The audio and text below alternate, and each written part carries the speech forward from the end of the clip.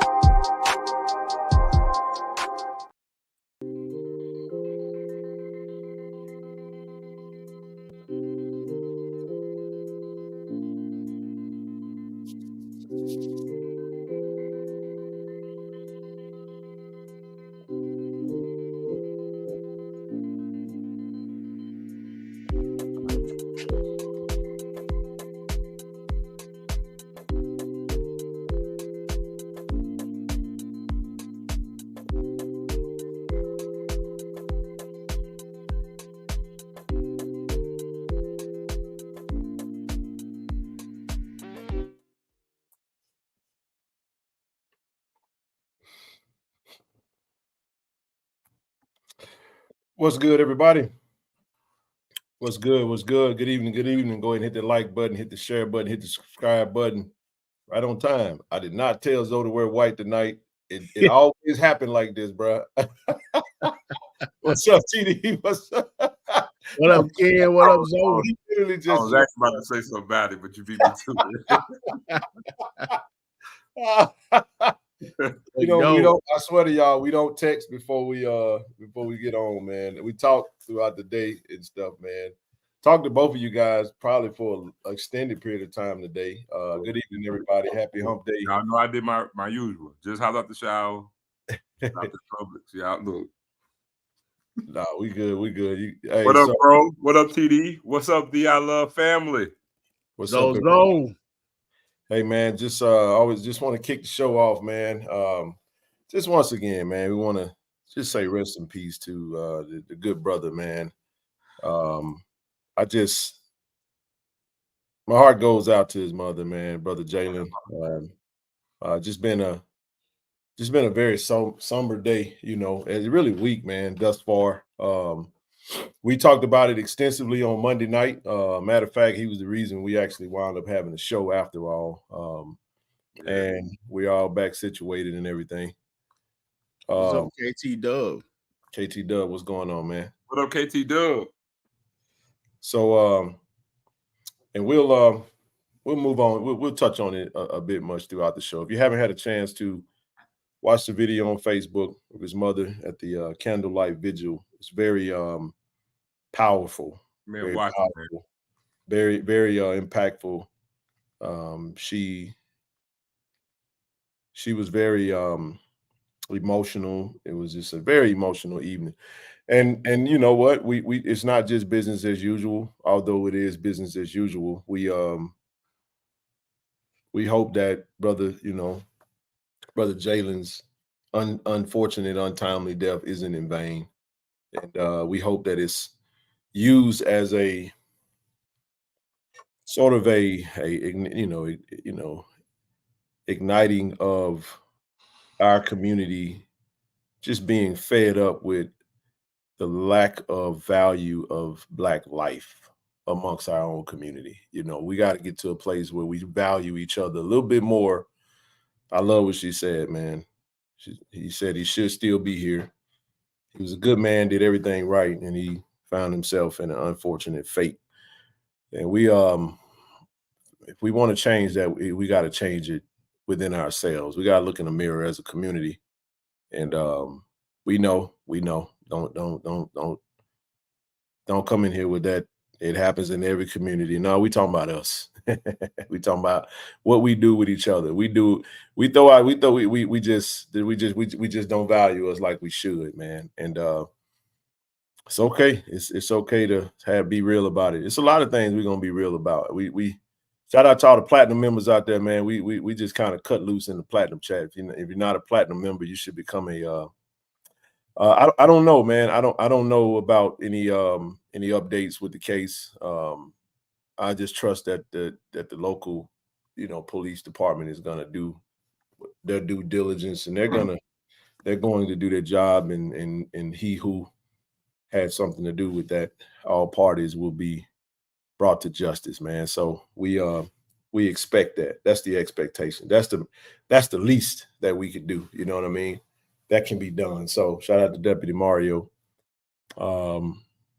Deputy Mario, I don't have that information, but I do know that the JSU National Alumni Association does have a link that you can donate to. So if someone can grab that link for me, drop it in the chat, we'll post it.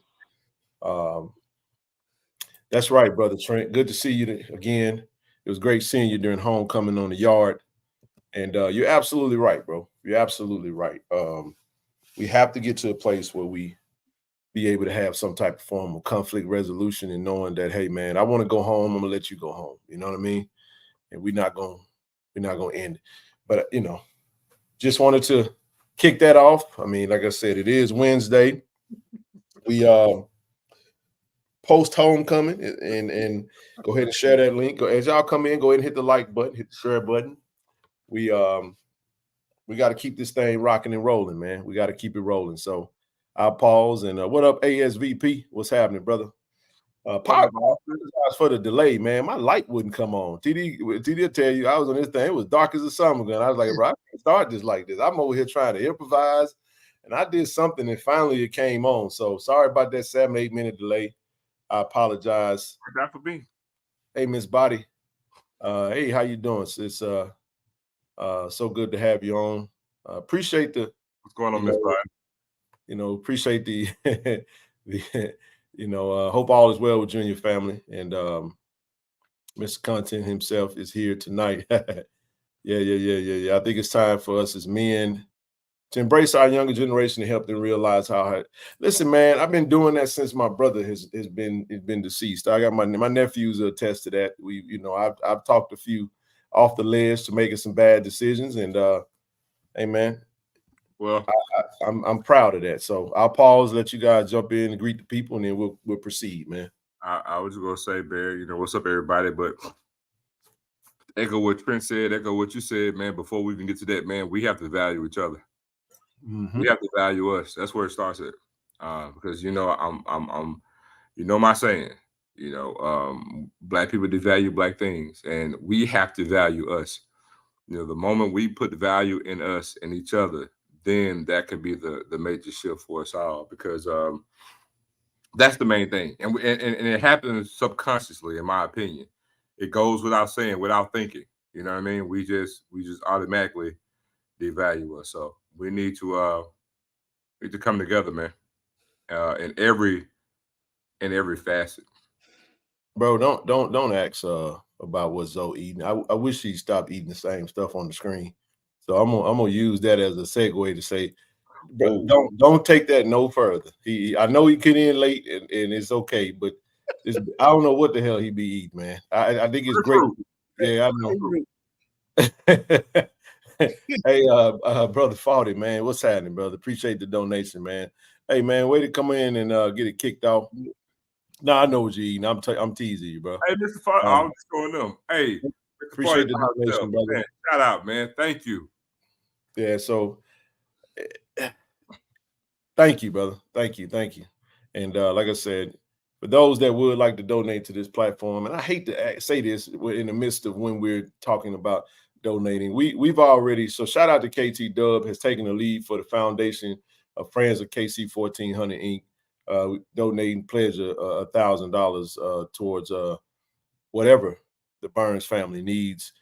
I donated directly to the JSU National Alumni Association yesterday via the link. They're going to cover the hotel stay the entire time that they're going to be here over the next couple of weeks. The family and everything's going to be covered as they get ready to, I hate to say this, but they have to ship his body back to his home and have the funeral. And that just it's gut wrenching, man. You hate that. But yeah, man. So thank you, brother Retro. I thank you so much, man. You put a lot into this platform. I know it means a lot to you. We talk a lot on IG, and anyone that would like to donate to this platform, feel free to do so, whether it be through the Super Chat, whether it be through Cash App, PayPal, or Zelle, which is at the ticker at the bottom of the screen. Let's proceed. What up, Blue? We appreciate you, man. Even though you got those valid colors covering that thing up, we still been the same. Appreciate you. What's up, Blue? What up, Blue? Is that shine? No, this is actually, appreciate the cup, man. Y'all ain't seen this cup. My brother Juan has he made this one for me. I mean, it's kind of a guard the yard style cup. So I just got a little, just keeping my voice a little. Y'all know when the wintertime, when the weather tends to change, man, I have been dealing with it all my life. I have to make sure I take extra precautions to I been gonna show mine in my light. Yeah, he made you one. He got TD, man. He making TD one now. My light jacket. I don't know if y'all can see that. Can't see it, bro. Your there you go. That's a little bit better. Got scooters on that thing. Tiger Talk, Walter Payton. Got them bells on there. Better. We so you know. Hey, man, he did his thing with it, man. Shout out to him. Hey. Also, shout out to my girl Kim Creations. I got another cup right here, with the J State on that thing. All of us got one of these, and she made Rochelle a really different one with the we in there. You can show mine, TD. Yeah, I still got Zoe here, man. Hey. I'm like, wait a minute, man. I'm not Zoe. So yeah, man. Thank you, Sister Val. You know, each of us as parents must continue to talk with our children about the choice of walking away from conflict. The goal is to make it home safely. That's absolutely correct.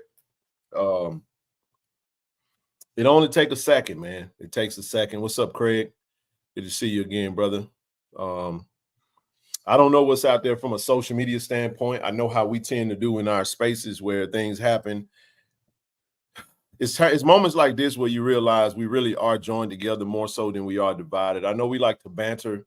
We like to talk smack. We like to troll. We like to do a lot of that stuff. But God forbid anybody, you know, because y'all know how this works, man. I told y'all, man, HBCUs are like, you know, treated like black people. And for those of my white brothers and sisters that may be tuned in, this is a moment that I want you to kind of understand what I'm saying when I say that. We don't like blanket statements where one person in the community can create a negative light on the whole entire group. And that's what tends to happen with HBCUs. HBCUs get painted with a broad brush. And when something bad happens at one of them, we all have to wear that. And it's unfortunate. With Bowie State had a shooting, with Morgan State had a, you know what I mean? And now you got, you know, Jackson State having an unfortunate tragedy.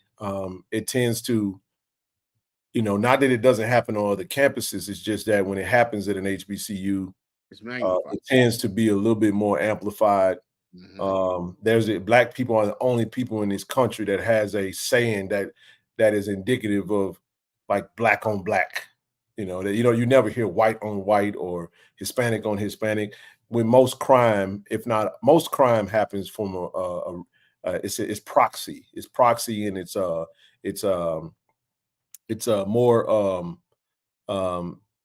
the word slips me, but it's a community thing for the most part. Most people deal with those that are of the same community. That's kind of how if you come from a family, you usually deal with the majority of that. So you tend to be around the UNC shooting. Oh, yes, people forgot about the UNC shooting. Absolutely, man. It happens all. This is an epidemic throughout this country, and it's not unique just to this particular scenario. It's just that we have to get to a place where we're not. I remember this segment on y'all watched y'all. I mean, yeah, I used to have that's right, bro. That's right, Lynn. People do kill people where they live in proximity. So I remember Rude Jude on XM radio, XM Shade 45, and I remember them having a segment called you had to like based off the crime, TD, you had to determine what race it was. And he would read off the crime and it'd be like such and such stabbed his cousin and da da da da, you know. And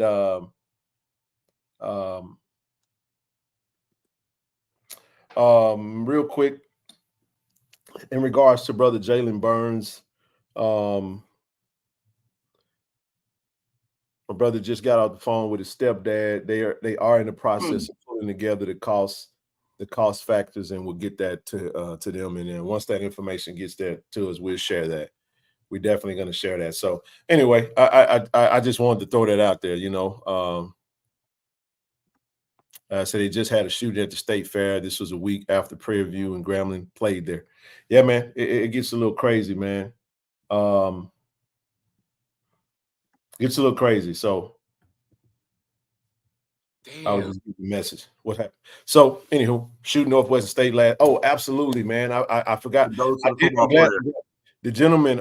So Nicholls State and Northwestern State did not have a game last Saturday due to the untimely death for the young brother who played for Northwestern State. Now, I want to say this because the young man that got killed, he actually is from Austin, Texas. He played for Cedar Park High School, class of 22, I think. Something to that effect, 21, 22. He was just playing for Cedar Park High School. Cedar Park is the northern suburb. Cedar Park, if we had to use Jackson and as an example, Austin is Jackson and Cedar Park is Ridgeland. So that's where that's the proximity of Cedar Park to Austin. And they were so devastating that they actually canceled the game, which I think was a homecoming game. So it just goes to show you how this gun violence is affecting the community in various different ways all over the country. So hey guys, I want to ask this question. I was it might not be good for the platform. I just want to ask gun reform. How do you guys think that will help some of this, or gun reform? Like, no, it's just people themselves, huh? You know what I think, man? I think if y'all remember the shooting down in Uvalde. Yeah.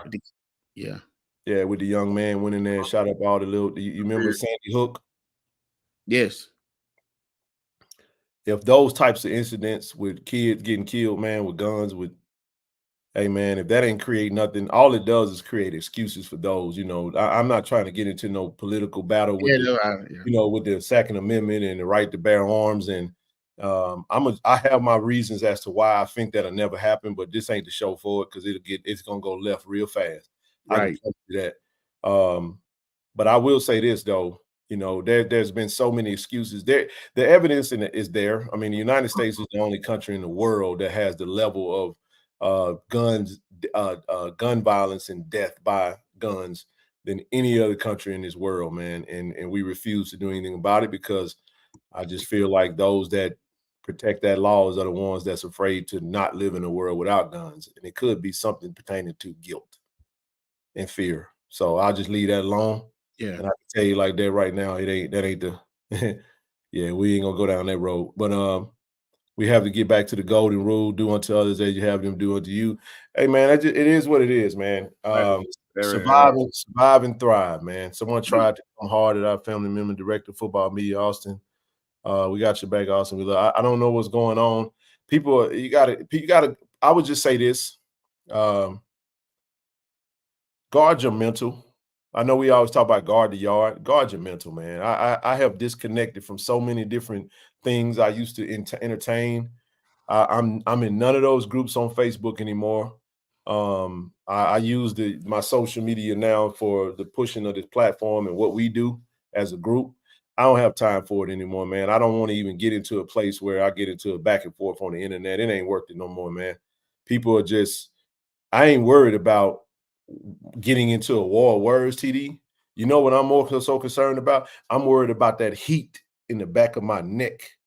That's called no. I'm not even BSing.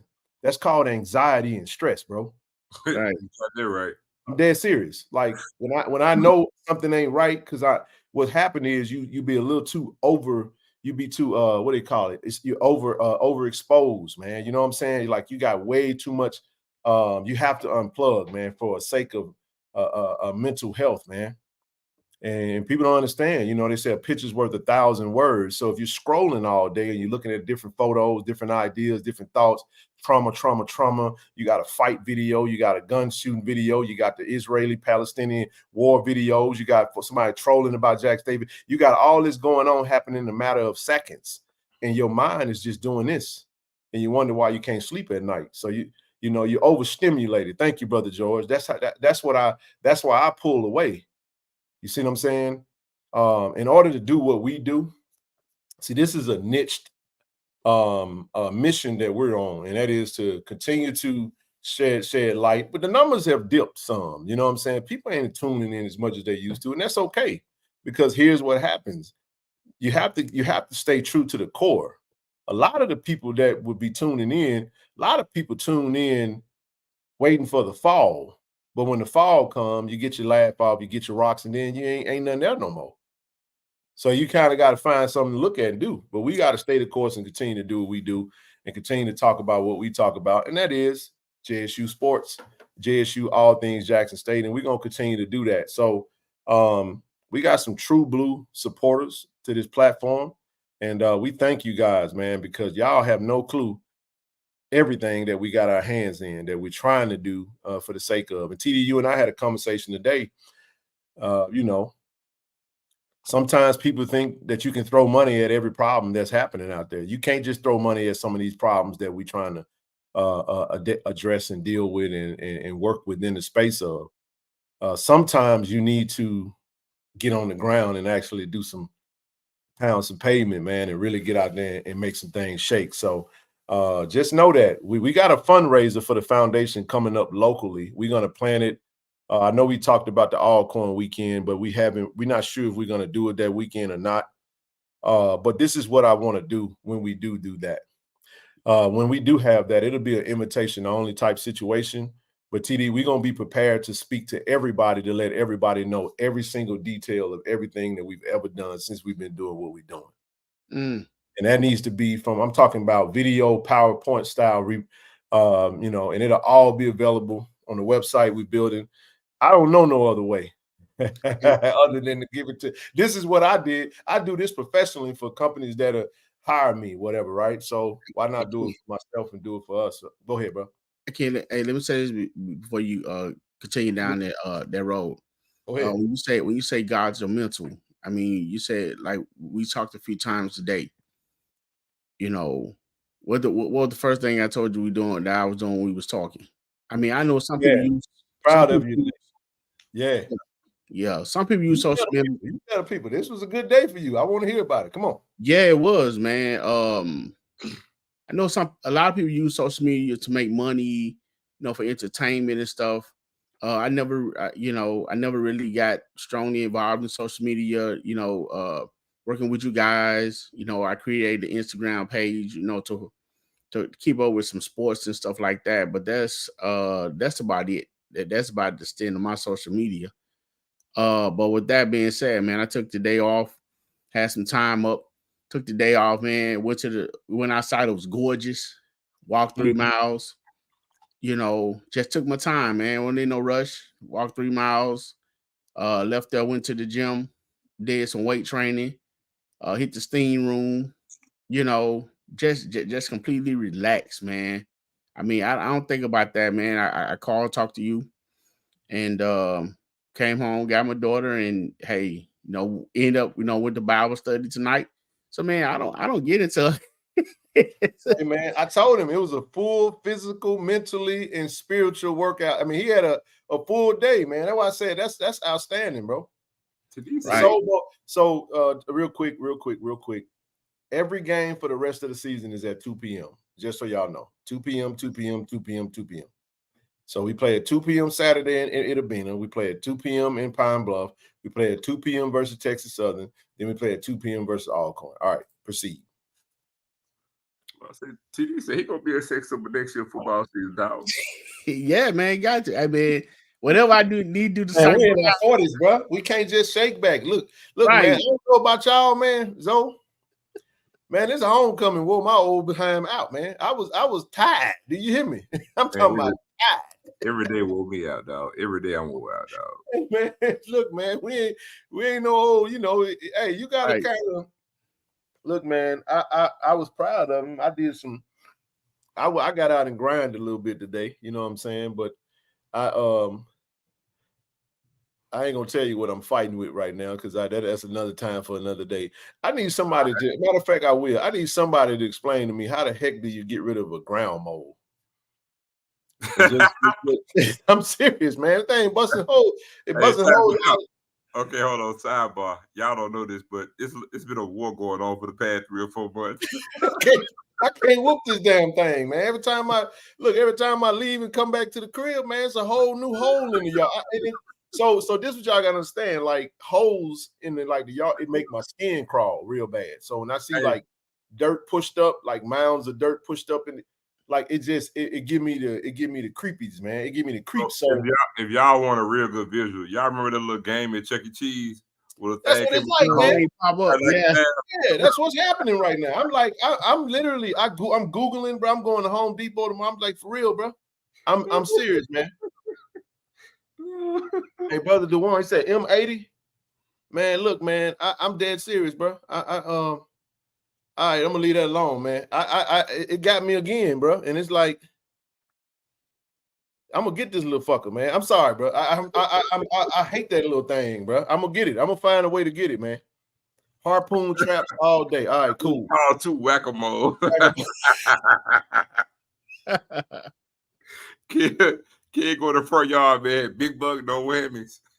Bro, when I tell y'all I'm not BSing, Merch will tell you, bro. I was on the phone with Merch today. We were talking about something. I'm serious. Like, man, I'm telling you, bro. And it's a Cali thing, bro. Like it's one of them things, y'all. It's still hot right now. So they go under the ground for cool, the cool, you know what I'm saying? So I already expected. So every morning I go and I'm looking for them. And I'll be like, see, they got me again. Little son will spray cayenne pepper in the yard, sprinkle cayenne. All right, cool. We have to be intent. I thought about that. I ain't getting no dog though, man. Hey, look, I thought about this, bro. I'm telling y'all, man. Like just talking about it right now got me itching. I'm telling you, it's something that it bothers me. So I gotta leave that alone, man. Hey, look at this. Look, you ain't gotta tell me. Like I told you, this been ongoing for months, dog. I took trucking. Dog, I'm so scared that I'm gonna walk on the right side of the yard, bro. I'm just gonna fall in a big old hole because I just feel like it's just doing this under the yard, bro. Have you ever seen them? Yep. I sprayed him with a water hose, man. He come climbing up out that thing. I tried to get to him. It's a BB gun, man. I couldn't get to. I ain't had my gun on me at the time. I'm telling you, I've been and shot the whole yard up, man. Target. Hey, you know what? I'm gonna go get a cat, man. I'm gonna go borrow a cat. I'm serious. I'm gonna go get me a shelter cat. I'm dead serious, man. I'm gonna let that thing. I'm gonna feed me. I'm gonna get some cats, and I'm gonna put cat food right on the porch. Cause you feed that. My grandma, my grandma had cats, so you feed cats. They stick around, man.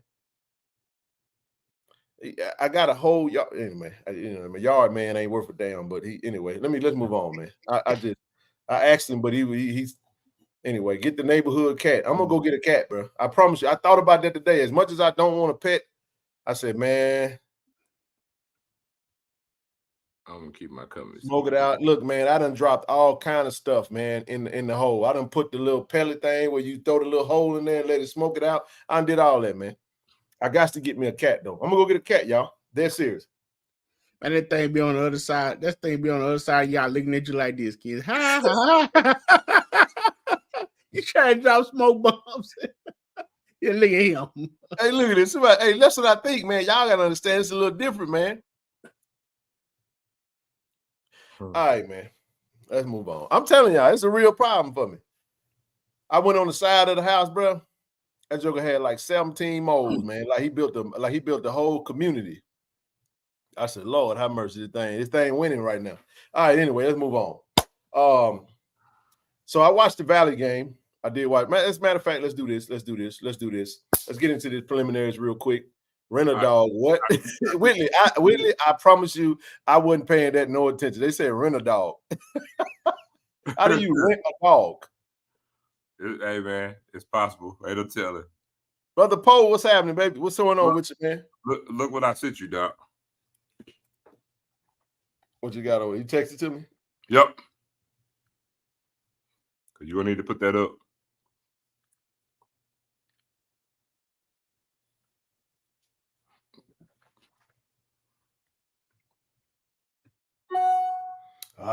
Thank you, Brother Martin. So that's what I'm talking about. Come with that substance.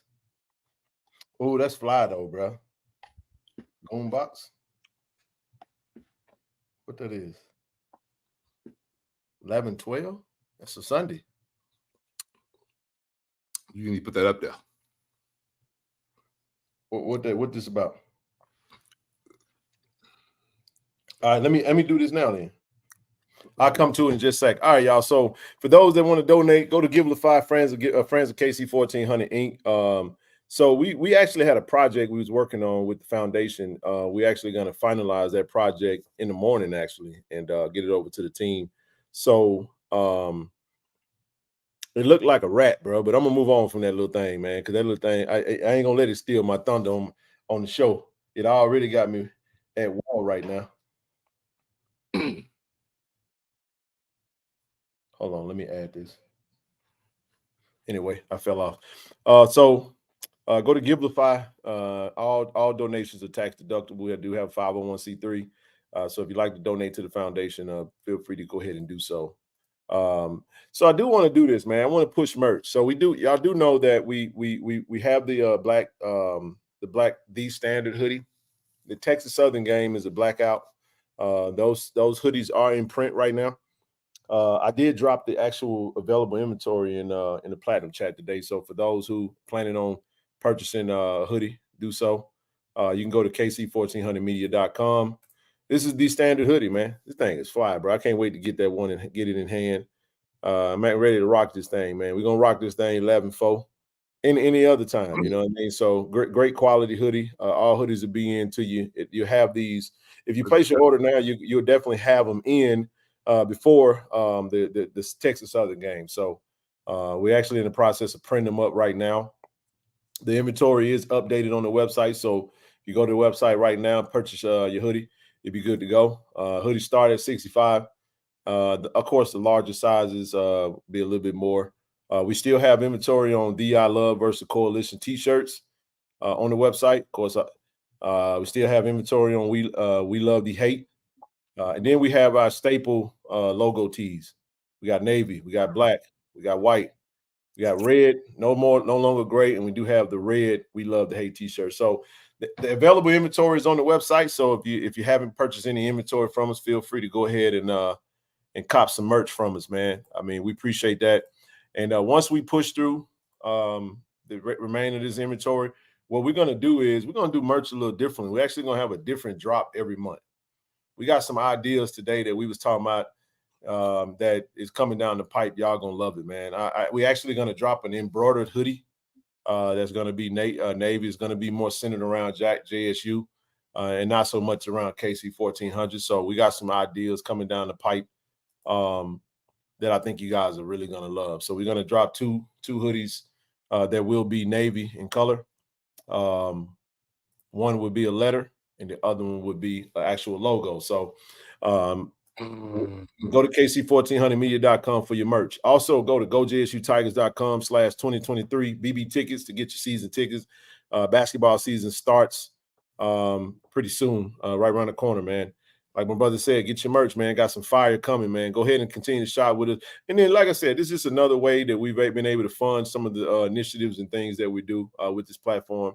But instead of just donating, you can actually go purchase and let that merch you actually get something back for what you're giving your money for. So if you want to donate and you want some in return, just purchase some merch, and that'll always help.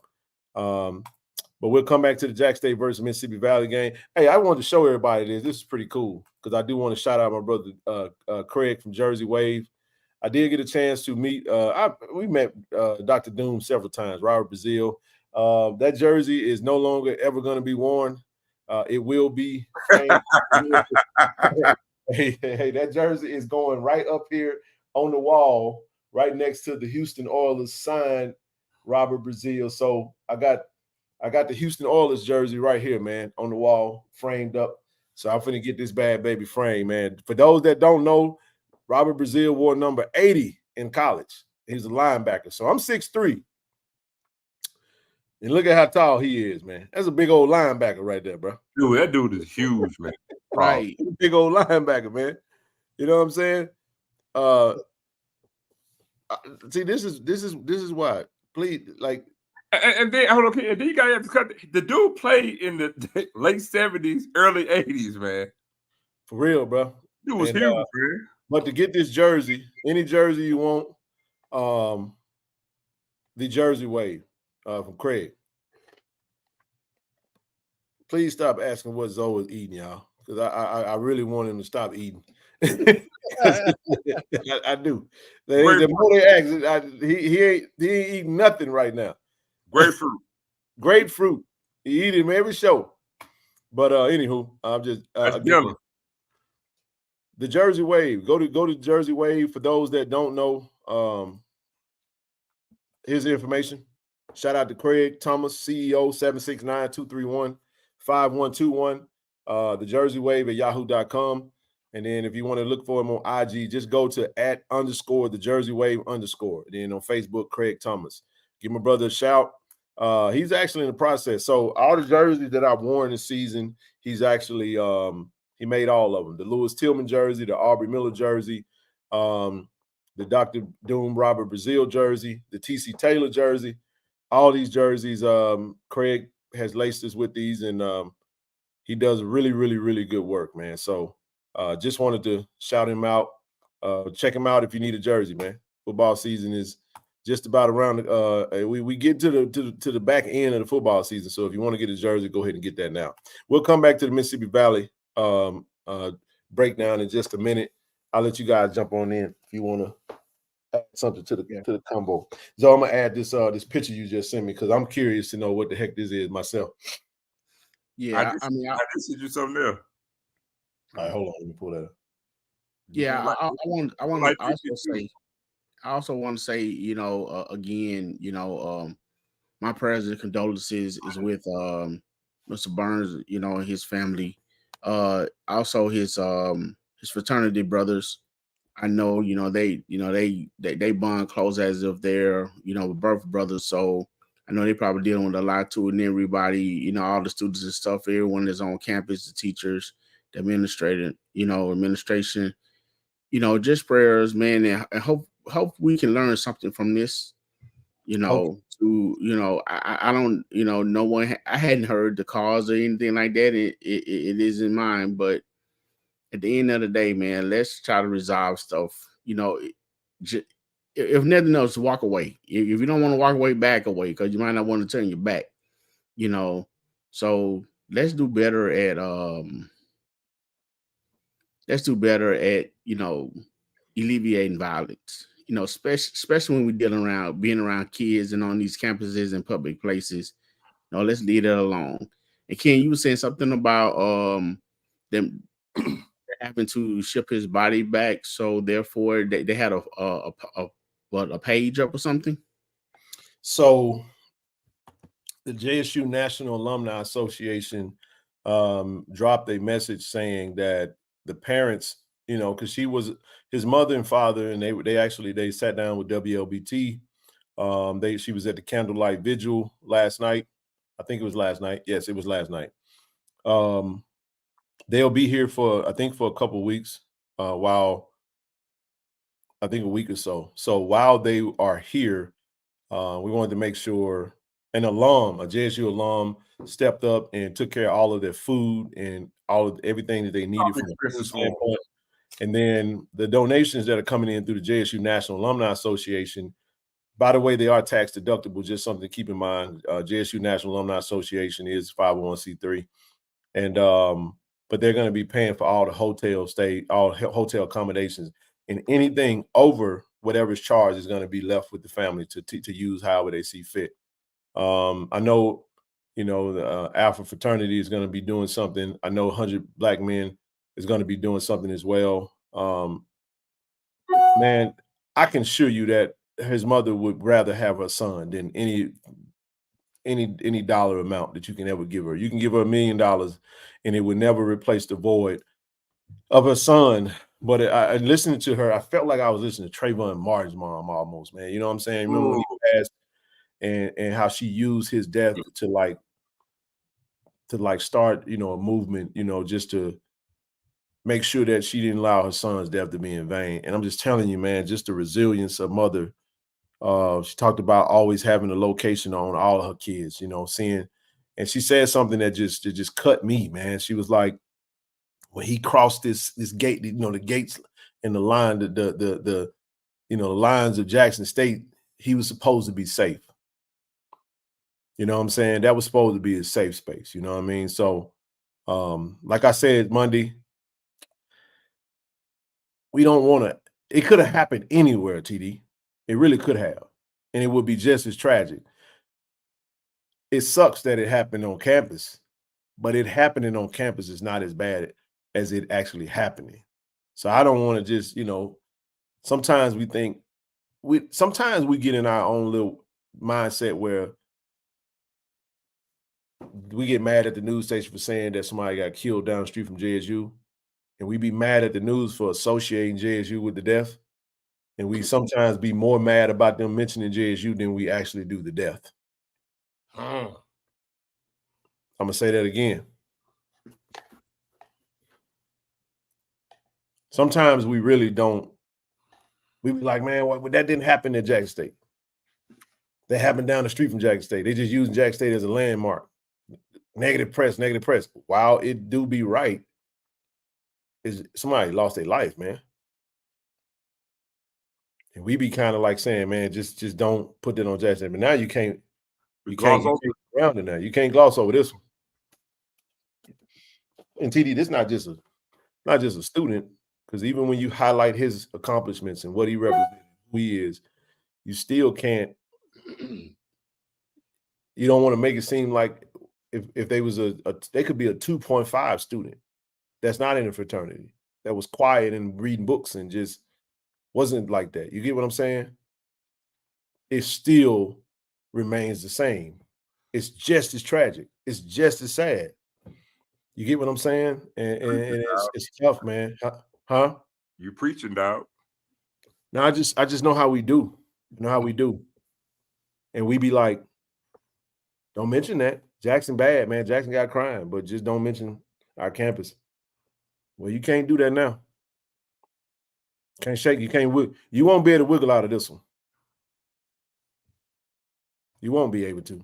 We won't be able to. And we ain't running from it. We got to face this head on, man. We got to stop trying to, sugarcoat shit. That's what I call it, sugarcoat. It's chocolate covered poop. You know what I'm saying? That's what we like to do, man. And instead of dealing with stuff head on, man, and just really saying, like, I remember coming up, bro. Like, I don't know if that's the case. I don't live in the hood anymore, but I remember when I did live in the hood, man. I mean, there was parameters put in place for the youth. There was things that was off limits. elderly, and the kids were off limits, man. Especially when a child had potential, man, you catch hell from the whole community messing with that child. TD, I was one of them kids, man. So I know it happened, but I don't know what's going on at this point anymore. So, So I want to ask this because it's just like, you know, even if it was in any city, and just speaking on it, not, you know, not trying to make light of anything, but we know that the police can't be everywhere at all times. Nope. So, you know, I don't know how security is on campus or whatever, but I do know people come in to visit, you know. I mean, are the car search? I mean, what's the deal? You know, it's just it's just TD. It's a community thing, bro. Yeah. Okay. We don't value life, bro, like we should. We don't value life like we should, man. And we got to sit down and we got to. I don't know if we got to have more.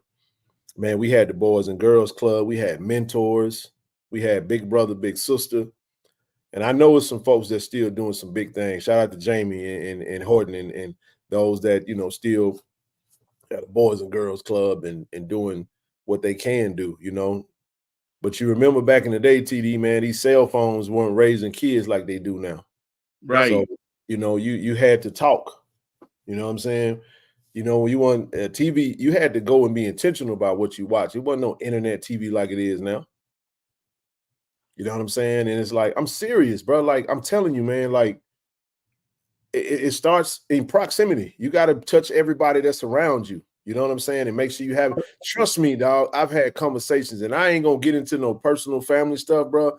But I can tell you right now, I've been a part of some conversations that actually have saved some lives. And I'm talking about more than 5 times in my 41 years of living, bro, that has saved a life where someone had decided that I'm about to go do something that is about to be, you follow what I'm saying? And I'm telling you, man, it's a tough conversation to have, but we have to make sure we touching these kids, man, in every way we can. And that's not to say that everybody under the sound of my voice could be doing. They could be at max capacity.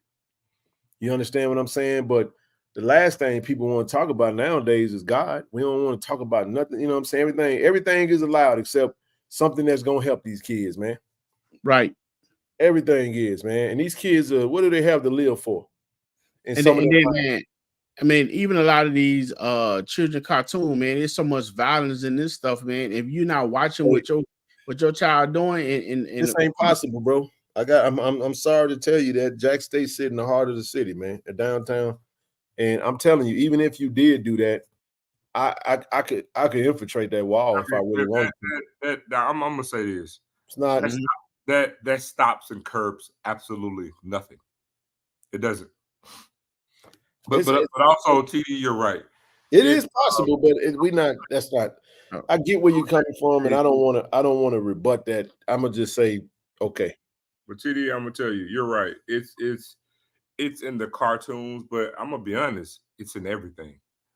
It's in the music. I mean, now, you know, it's not even just killing in the music.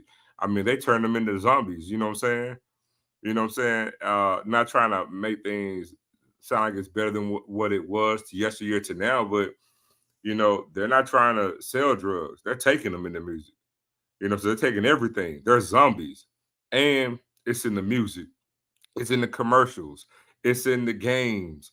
It's in everything in every facet of their life. It's on YouTube. If I ain't even watching TV, it's on everything. It's on every platform. It's everything. So, I mean, it's like, what do you do? But you have to, like we say with everything in life, you have to be intentional. Like, you got to roll your sleeves up. When I say you, I mean all of us, you as in general. Got to roll our sleeves up, man, and get to work. Like, seriously. It's tangible, freaking day in, day out, consistent work. And the thing is, nobody's going to value or make a change until we do. Point blank, period. I mean, it is what it is. And again, like anything else, I hate to even say it, but it's just the truth because I'm a realist. Man, this time next week, anything and everything about him, for the most part, is gonna be gone. Because guess what? Between now and then, a week from today, you know how many people gonna die the same way he did? Young black men in college too. You know how many gonna die in a week's time? You can't even come up with a number. Can't look, yeah, look at that, man. And so one of the things that you said that I would elaborate on, I remember we was coming up and they had the the gangster music, and one thing that someone was speaking to a crowd that I was in, and they said, what you have to understand, if those people were doing all that killing that say they was doing and putting it on wax, don't you know they'll be in jail?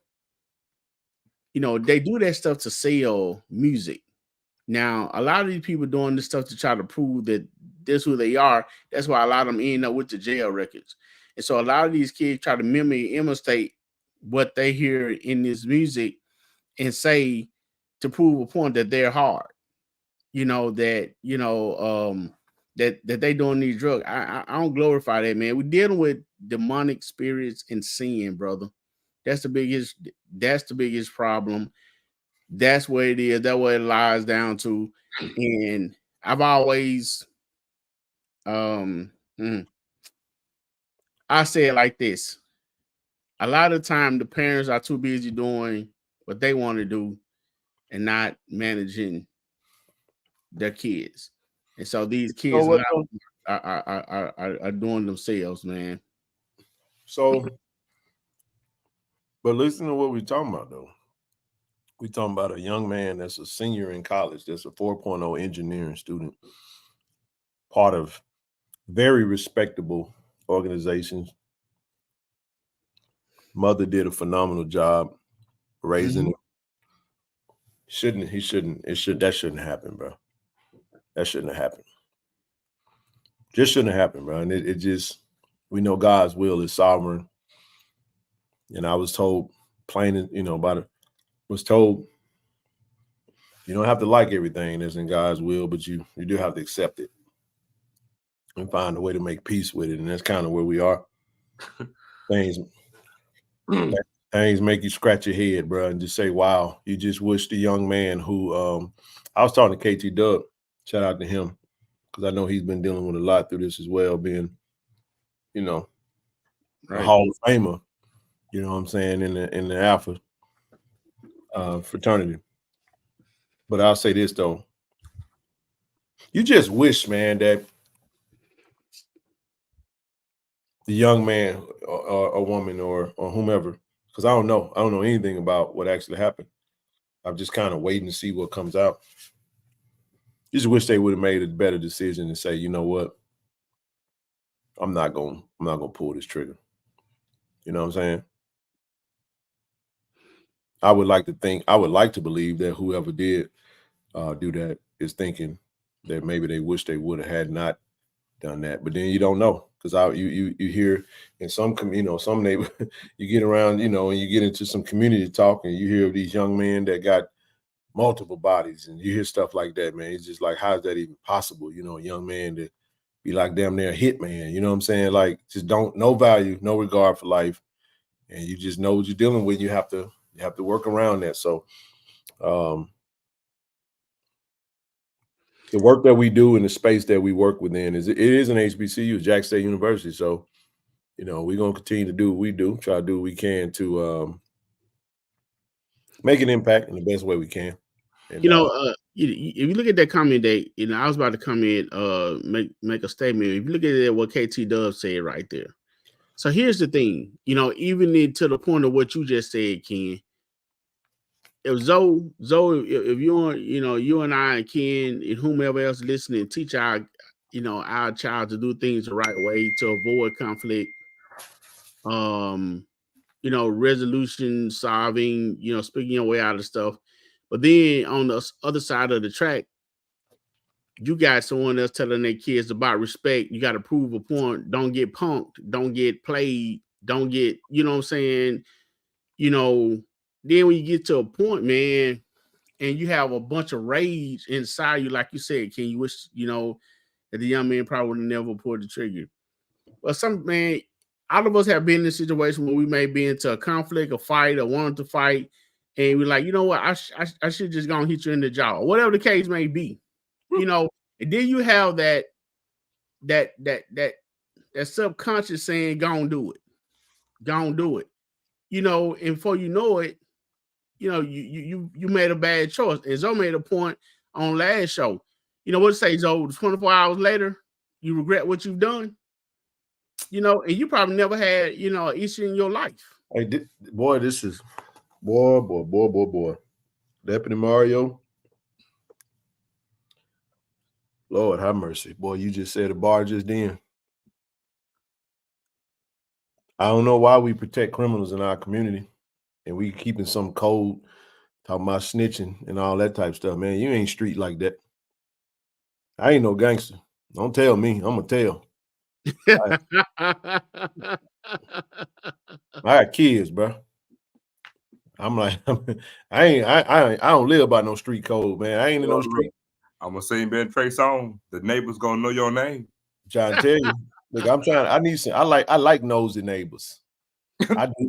The neighbors gonna know your name.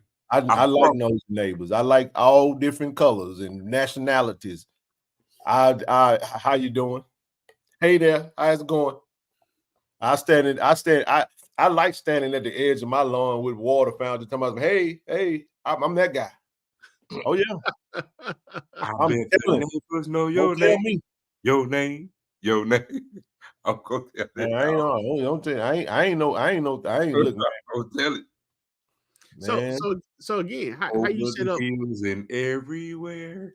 So I hear everybody saying, including us, saying we need to teach our kids to do this and do that. I mean, you can only teach the kids in your house so much, but the people, the people across the street or the people across the city, you can't control what they do with their kids. So if it's a community thing, at what point or what organization can be formed to be done to get out, to get that message out? Well, I think you saw it too. Ken, why you gotta do that to me, man? Why you gotta do that to me? That's funny. Hey, but no, but you know what, TD? I'll say it this way. My father taught me how, like I'm a defensive driver. You know what I'm saying? So, and what defensive driving is you drive. I'm pretty sure most people consider themselves defensive driver. Mm-hmm. But usually what that's called is you're driving with the anticipation of what you feel like everybody around you is going to do or could potentially do next. So it's a heightened sense of awareness when you're behind the wheel. Now, you still can get into an accident because some stuff happens you just can't control. You try to avoid it by all costs, TD, and just kind of think ahead, you know what I'm saying? That's how my dad always approached it. I watched my dad avoid accidents because of his, you know what I'm saying, sense of just that extra sense of. So I think what parents have to do is you have to go past just talking to your kid about what they should do. You have to get with them and talk about scenarios and situations and how certain things could look. And parents have to be in tune with what's going on. You need to know what's been on the radio. You need to know what's out there. You need to know what's a part of what's going on. You know what I'm saying? And there's some parents that's doing phenomenal jobs when it comes to that. And I would like to think that Brother Jaylen Burns' mom is one of those parents that did well. And I'm just saying, sometimes, TD, you can do everything because hindsight 2020, and we're being very reactive instead of being, versus being proactive, because there's no way you can proactively prepare for a death that you don't know that's coming. You know what I'm saying? But so you do the best you can and just hope that you touch everything, and then they're going to go get into some adversity. They're going to find some conflict. You just hope that they survive it. And also, man, you really just have to look to God, bro, because honestly, we have to realize that you're not doing this on your own, because he's the one that's in control of all things, bro, that you're going to have to really lean on and look to and rely on and depend on, because ain't no getting around that. This whole notion that you're going to try to defeat evil with parenting and defeat evil with some form of man. So it ain't going to happen. You know what I'm saying? So Zoe, let me ask you this question, man. Ken, have you guys ever been somewhere where there was a party, where there was a movie, where it was in the gym at the, somewhere, and you just got this feeling like it's time to go? Yep. Yep. That actually happened to me, a few years ago, on Beale Street, Jackson State game. I was like, man, it's time to go. They haven't said. Yeah, and before I knew it, man, you got a call Stampede, so yeah, you get that feeling where it's time to go. And with that, having said, we got 4 zeros on the clock at the vet side. Dude, you stupid. We about to get into some football, man. I'm telling you. I see. That TD, that has happened, bro. That's called intuition and conscience. Yeah, man. You get that sense of like something don't feel right. I told y'all about it. I had a moment like that last week, and I just was like, nah, something don't. You really, man. God is your conscience, man. You know what I'm saying? He's telling you. And sometimes we made our worst mistakes when we really go against our conscience. You follow what I'm saying? And you go with your first mind, and we say something told me or something. No, man, you got to just, I'm with you on that. Hey, you said something about biblically speaking. You read KT Dub, he put up here. He said we use the word community freely. The truth is, we lost a community over 25 to 30 years ago. With that being said, biblically speaking, and no one has the answer for really how we can get this back under control, because your house is your house, my house is my house. I'm raising my kids, and we doing things a certain way, and you doing things a certain way. How much is this we supposed to control? You ain't controlling none of it, TD. We ain't in control like that. At least ain't part of my belief system. I don't get into what everybody else believe, but right, you ain't control like that. I ask anybody, when you go to sleep, who controlling your heartbeat? That's what I was always taught and told. It's things that you think you in control, but you're not. And I ain't gonna go down that road because that could go right. Yeah, and that can go in a direction we're not really trying to go into, because I ain't finna sit here and read all these comments. And ain't nobody changing nobody's mind. So it is what it is. But I think somebody said some. Hold on. Somebody said something I want to touch on real quick. Yeah, that is true. So brother EA said, so if a police officer shot the young brother, we raising hell. I think that's also something we have to understand, that I think we got to stop doing that. We have to stop doing that. And here's what I mean. I hate when people, and I'm not talking about you, EA. I'm glad you said this. I'm glad you said it. I'm going to say that and we're going to move on. These are two different conversations. And that's always the thing, that because it goes back into, it's like we create a gumbo. And it's like people don't understand why people get outraged when police officers kill innocent Black kids or whatever. It's almost like when we make that argument, you act like, not you per se, but people act as if there aren't flagrant misuses of power in that type of situation. You know what I'm saying? We act like there are situations where officers haven't used their power and killed innocent people and have used how they may feel about an individual or someone that looks like me or you or TD or Zoe. And we act like that does not happen. So we have to stop. We have to stop dismissing the outcry for that. Because usually when a Black person in a Black community kills a Black person, the judicial system does not have a problem throwing that Black person away for the rest of their life. There is no real evidence that says that Black people are getting off when killing Black people. If a Black dude kills another Black dude, that Black dude if he's caught, and he going to jail, bro, for a long time, if not forever. When officers have killed Black innocent people, they have gotten off. They've gotten paid leave. So we have to stop making it one conversation. It's so layered, and we lack critical thinking and the ability to decipher between the two. And we start missing the mark, and we're just talking and not really getting any type of comprehension in that subject. There is outrage. So when that's said, is you're dismissing the outrage that is happening in Jackson on the campus amongst the community. There is sadness, there was outrage, there is a lot of things happening. And no, it doesn't have to be on CNN and this big, you don't need Ben Crump coming to Jackson because of that. You get what I'm saying? It's a whole different thing, bro. So we have to stop doing that. Now, when you say, so do Black Lives Matter, yeah, it do. But we also just covered that. I just don't like that last statement in conjunction with the two, because it's acting as if because you don't see the same thing, which is a whole different cause, that now all of a sudden that young man's life don't matter. And that, my friend, is flagrantly wrong and is extremely insensitive to those who are outraged, those who are hurting, and we have to stop doing that. Please stop doing that. Please.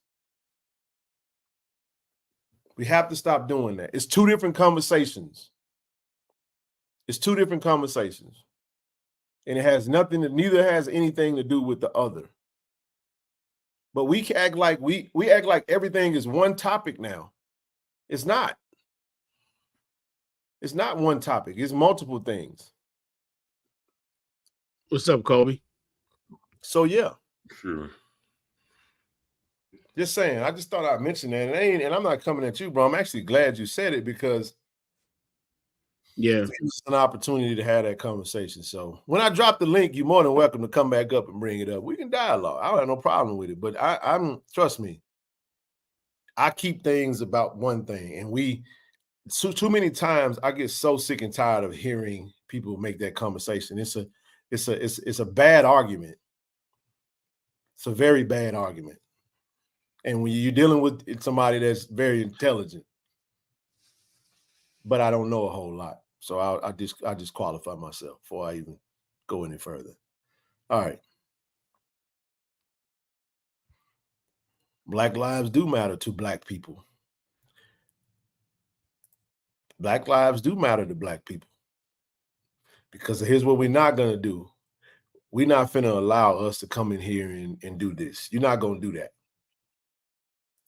Black lives matter to Black people. This ain't a cliche. And we act like because it's we just acknowledge the fact that we got some damn zombies in our community, man. I'm talking about we got some bad apples in the community, and so does every community do, but we got some bad apples in our community, mixed with trauma, abuse, neglect, drug infestation, you know what I'm saying? All that good stuff, man. We got some bad apples in our community, man, and they do not value life, and you have to avoid them at all costs. Predators, I like that. And I'm serious, we do. So we have to stop coupling it and making it a gun. It's just those two things are just not, it's not, man. It's not, man. It's not. It's not. All right. I'm off my soapbox. But I love you though. I love y'all, man. I appreciate y'all. I ain't coming at nobody. I ain't attacking nobody. This is from a place of love. Yeah, right. We appreciate the feedback, man. I mean, I want y'all to come up though. That's right. That's right. See, this is what I'm saying. Okay, let me ask you a question, my brother. Cool Banks, great point. We had a candlelight vigil where the mother spoke and talked about a lot of the things that need to change in our community. That's a rally cry. She was rallying up the community and charging the young folk to be better. And that happened. That did happen. Again, it's two different conversations. I think the rallying come from people seeing people get off I think the thing we have to get ready for is we want to see people, we want to see justice. And I think that's what the rallying is behind. That I know that's what that's behind. So the efforts is about forcing the law, which is supposed to be protecting citizens, to act and protect in spite of death. Just because that individual passed away, the law is still supposed to protect that person's rights. Their right, they still have rights to justice. And when we witness people who supposed to be protecting the community abuse their power and take lives away, and they get to go on with their life unaccountable, that's when people start screaming and hollering. It ain't no reason to rally when Tyrone killed not Nook, but Pookie, and then Tyrone go to jail. Now we're just talking to the community, begging for what we're doing. We're talking about conflict resolution. We're saying, how do we not get here? What are we rallying about? We can do a non-violent, no gun rally. We can do that. I totally agree with that. We can. But I just don't want to, because when we do this and we have this gumbo conversation, we have this conglomerate, this let's mix everything in the same bowl, what we tend to do is we tend to water down the real rallies that do serve a purpose, and we can't do that. So, and then too, Brother Banks, you see, I ain't attacking you for your thoughts and your opinions, because man, you can man, that's why they give kids sugar bubble gum flavored with cough syrup, TD. If you make it taste like, if it tastes like ass, that baby ain't taking that medicine. Adults can take nasty medicine because we know as adults we can think, I need this medicine, and ooh, it's gonna taste bad. I gotta chase it with something. A baby, that baby's saying no. That baby will go, that baby will die before he let you put that in his mouth. You're going to have to hold that baby down and get a syringe and close his mouth up and damn near choke him to make him swallow it. But if it tastes like sugar, if it tastes like bubble gum, you're going, that's good. Let me some more. Now, I can't give you too much because you don't know no better and you've been OD'd. So I got to make it taste a little better. And we have to learn how to listen to each other and not talk at each other and be offensive. So, all right, we're gonna drop the link. I go all day, man. I'm sorry. No, I ain't. Anywho, we got football to talk about. But y'all got anything y'all want to touch on with that before we move on? Because I know Zoe got about a 30-minute window left. Zoe. Okay. Nah, man, I'm good. I mean, I spoke my piece. I think you did excellent job on your soapbox. You know, it just John Ray, come on, bro. Don't make me go left again.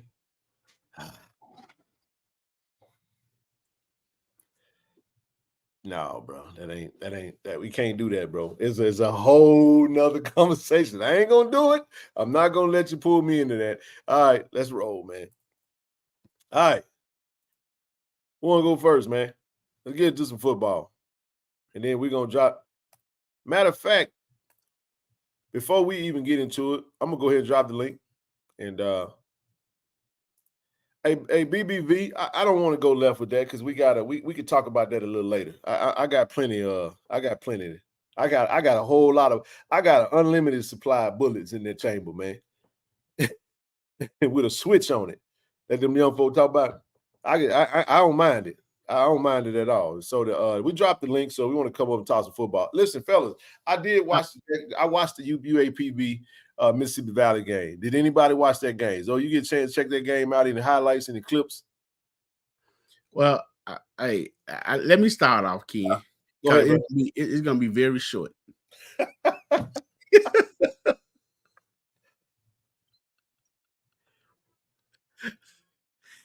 You know, I'm usually the one to like really pick out, what the team's strengths and weaknesses are, and say what we got to watch out for, and compare our defense to their offense and vice versa. I did watch the PV Valley game. The commentating was one thing. Boy, I'm glad we're gonna be at that game because I can't listen to that. Well, it's Yeah. on ESPN Plus, so it should be a little better. But go ahead. Right. And then I watched the UAPB game against Valley. And I couldn't really pull much from it. Come on, TD. I got a lot from it. Well, it depends on what road you want to go down. I mean, whatever road you want to go down. Okay, far as this is the first time I probably would say we shouldn't, I'm all believing that's why we play the game. Saturday, Friday. I said that last stream. I believe in playing the game. That's why you play the game. I still think Valley just not gonna just say, hey, we're gonna let Jackson State come in and do what they do. No. But man, that defense, they have some big boys. Not sure about the skill and the tenacity of those guys. The offensive and defensive line. They play a 4-2. That's correct. 4-2-5. I mean, it just it's bland. It wasn't, nothing stood out to me. No player really stood out to me. I mean, they had to run the back to, break a few runs. The quarterback was short throwing the ball. Not much velocity on. I know he's a freshman. We should, Jack say we should go up there and we should have a pretty good game. We should have pretty good. Our DB should have a good game because, like I said, the quarterback arm is not very strong. The offensive line, like I said, they're big. But they don't. I didn't see too much, movement. As far as going to the second level, as far as the playbook wasn't complex. Defense, I don't see any stunts or anything. So that's pretty much all I got on that, man. So hopefully you got more from it than what I did. Yeah, I did. I'll say this right now. The stats of the game is actually wrong. They didn't register any of Valley's touchdowns. Fabian Fant, he actually scored a touchdown, and so did Jared Wilson. It just depends on what you want to take away. I think the game could have been far closer than what it was. A lot of mistakes. Valley did what they needed to do to win the game. I like the kid, Tajarian Williams, the quarterback. He was 19 for 29, 265, 3 touchdowns. He's they don't make him get out. They don't make him try to do too much, but he do exactly what they ask him to do. And he's if given time, he can definitely spin it. He can spin it a little bit. Kobe said he's gonna be a star in the making. I don't see star, but I do see solid. I see solid. I don't see star. And I'm not trying to take that away from him because I just think UAPB's defense is the worst defense in the conference, and everybody tee off on them and have a good game. That's not to take away anything from him because he actually went out there and did it. We can get to him. We got to, in any game, you just wonder, are we going to tackle well? You know what I'm saying? I think Zoe always talks about that, and I'm not going to steal his thunder, so I'll let him make that point. I'll say this, though, and this is the thing I will say, because I want to make sure I mention this. Kirsten Rogers for UAPB, number 35, yep. Man, that kid averaged 10.8 yards per carry. He had 10 carries, 108 yards. And he had some holes that you could drive a car through. Although they play a 4-2, I was just looking at it from a standpoint of our running back should eat against this team. Our wide receivers should actually eat. I don't see this game being close, if I'm being honest. If we go handle business, I get all of the whatever. I looked at this game. I looked at the tape. If we go play ball, this game is Jackson State by 3 touchdowns or more. I know I don't care nothing about none of that other stuff. We're going to come out charged up off of a loss. We're not going to come out there flat. We ain't got nothing to lose. We got everything to go. I think we got some changes coming down the pipe. We'll see how we're going to look. But I don't see it, man. I just think we should dominate. Actually, we play both of these teams next, and we should dominate both of them. If we're not dominating Valley, then we really need to look ourselves in the mirror. And that's no disrespect to Valley. Our roster is filled with talent, and it's time that we start playing up to the level of talent that we have on our roster. I'm sick and tired of making excuses for it. I'm sick and tired of saying woulda, coulda, shoulda. We got to go out there and play some damn football, man. We're going to Itabena, and we're going to Itabena to make a statement. If you give me Desmond Moultrie and Ahmad Miller, they should have a freaking field day. With our offensive line blocking the way that they do, the holes that they open, we need to go eat. And I do mean eat and eat and eat and eat again. You get what I'm saying? I don't care who you throw at quarterback. Hand the ball off to them studs and let them go eat. And then on defense, get to the quarterback. They run a lot of short routes. They got some stuff that they try to do. Their wide receivers are not very explosive off the line, but if you play around with them, they can get open and make some holes. The young man could scramble a little bit. You know what I'm saying? So that's how I see this game. I'll just pause right there. Zoe, you want to go before you? Can you say the same thing I said, bro? Yo, go Zoe. It's very ain't gonna be close. It's one win every 10 years, dog. I mean, it's Valley. And I'm saying you got just if you look at the film.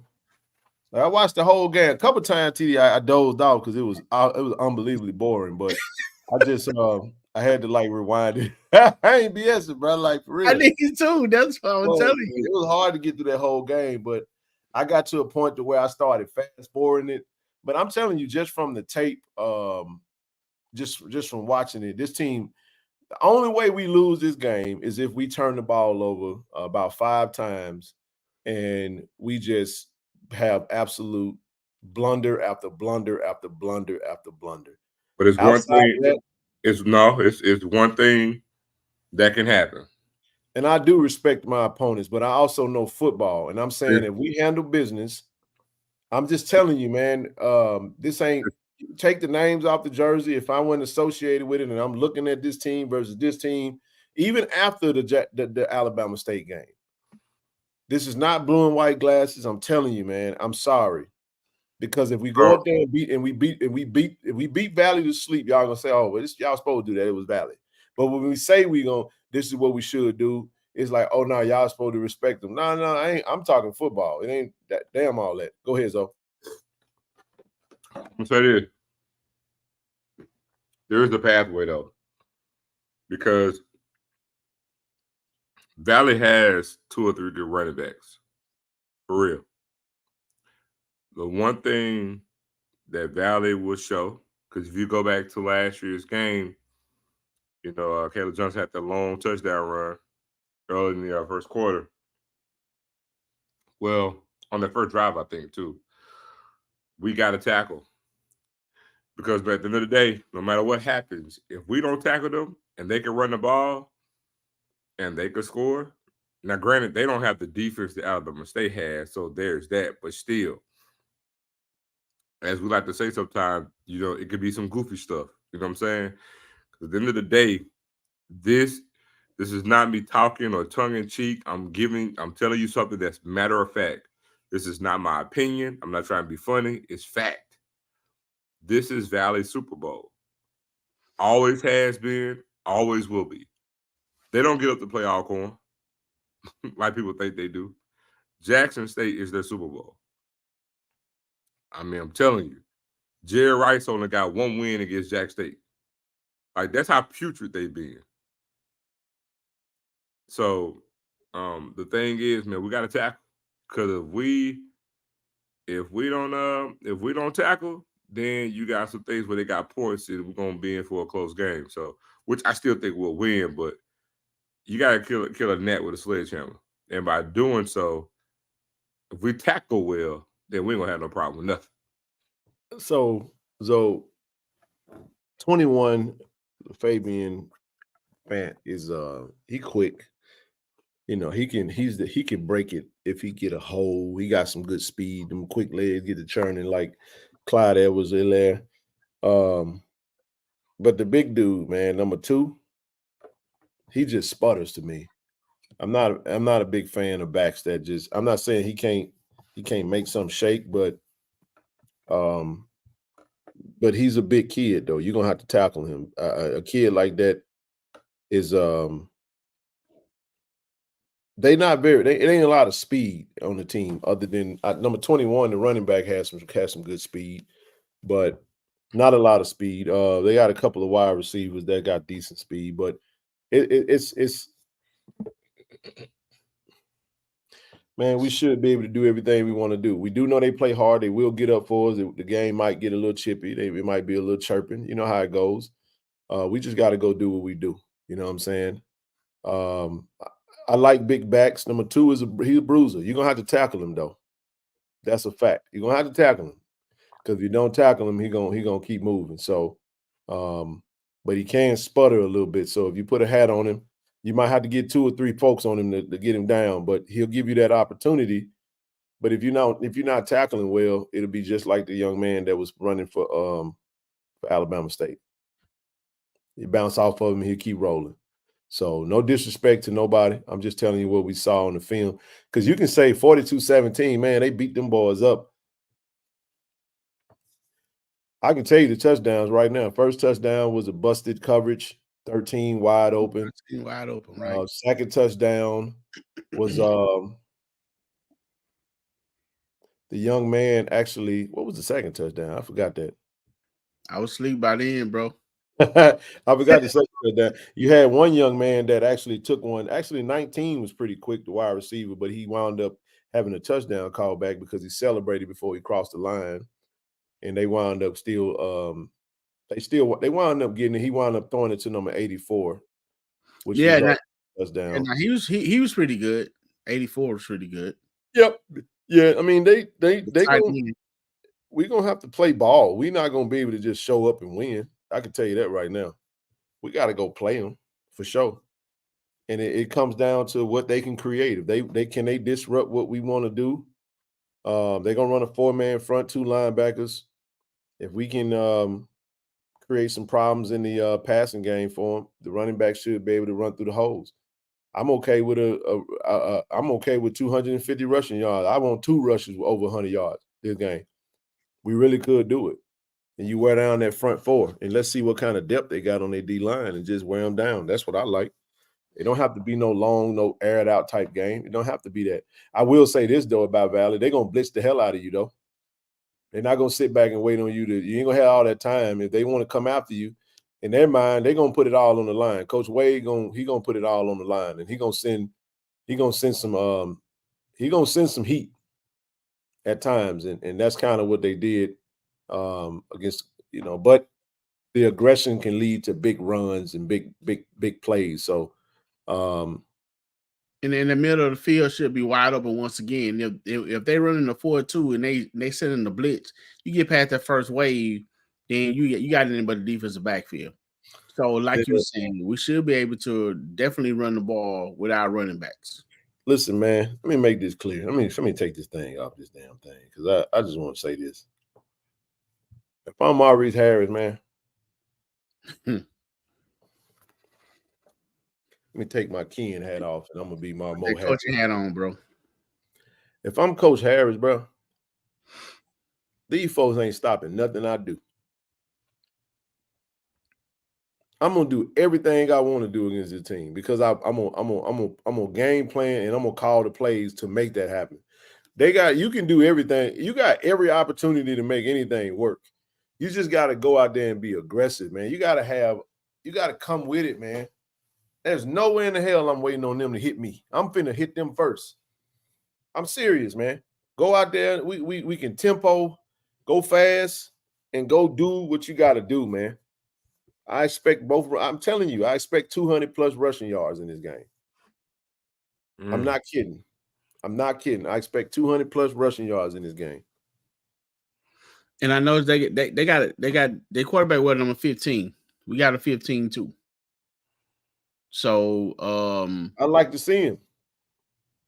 Definitely. And like you were saying about Coach Harris, he should be able to do whatever he would like to do. Again, with the offensive line that we have and them running a 4-2, man, it's nothing to get off on the second level on linebackers, man. Man, I'm imposing my will on this team from the time we kick the damn ball off to the time the clock says 0. Exactly. Mine, I got a better roster. I got better depth, and it's time for us to play with. We got to have. We can't get out toughed and out hearted. You can't have that happen. I'm okay with running for the tight end, whatever. I'm good with all that. And I'm just telling you, like, sometimes it's like, you know what? I don't give a damn if you know what I'm finna do. You ain't gonna stop it. I'm finna run this thing down your throat. Sir Retro, man, sorry. What's up, bro? What you got, baby? Yeah, man, y'all already know what it is, What up, man. Imago from the Jacks, Sir Retro in the chat, Mr. Byfoughter himself. Welcome. What up, So you guys to stop doing this, man, because you jinx us every time, bro. What do you do, man? Y'all already know we gonna beat the hell out of these folks. And it's that very saying, bro. If you don't say it, bro, we actually will do it. We gonna do it. Pause. You just gotta stop saying it. No, pause. Okay. I said that, but then what did I say Saturday morning? You're leaving that part out. Okay, I'll give you that one. But you still said it though. I give you that, but True enough. I give you that, but You said one gotta come out and tackle. You younger than me, but I don't know because Perry Mason got a famous quote. You want to hear it? Do you know what Perry Mason is known for saying? How you know I'm younger than you, bro? You know what Perry Mason known for? Do you know who Perry Mason is? No, I don't know Perry Mason. I rest my case. That's what Perry Mason known for saying. I rest my case.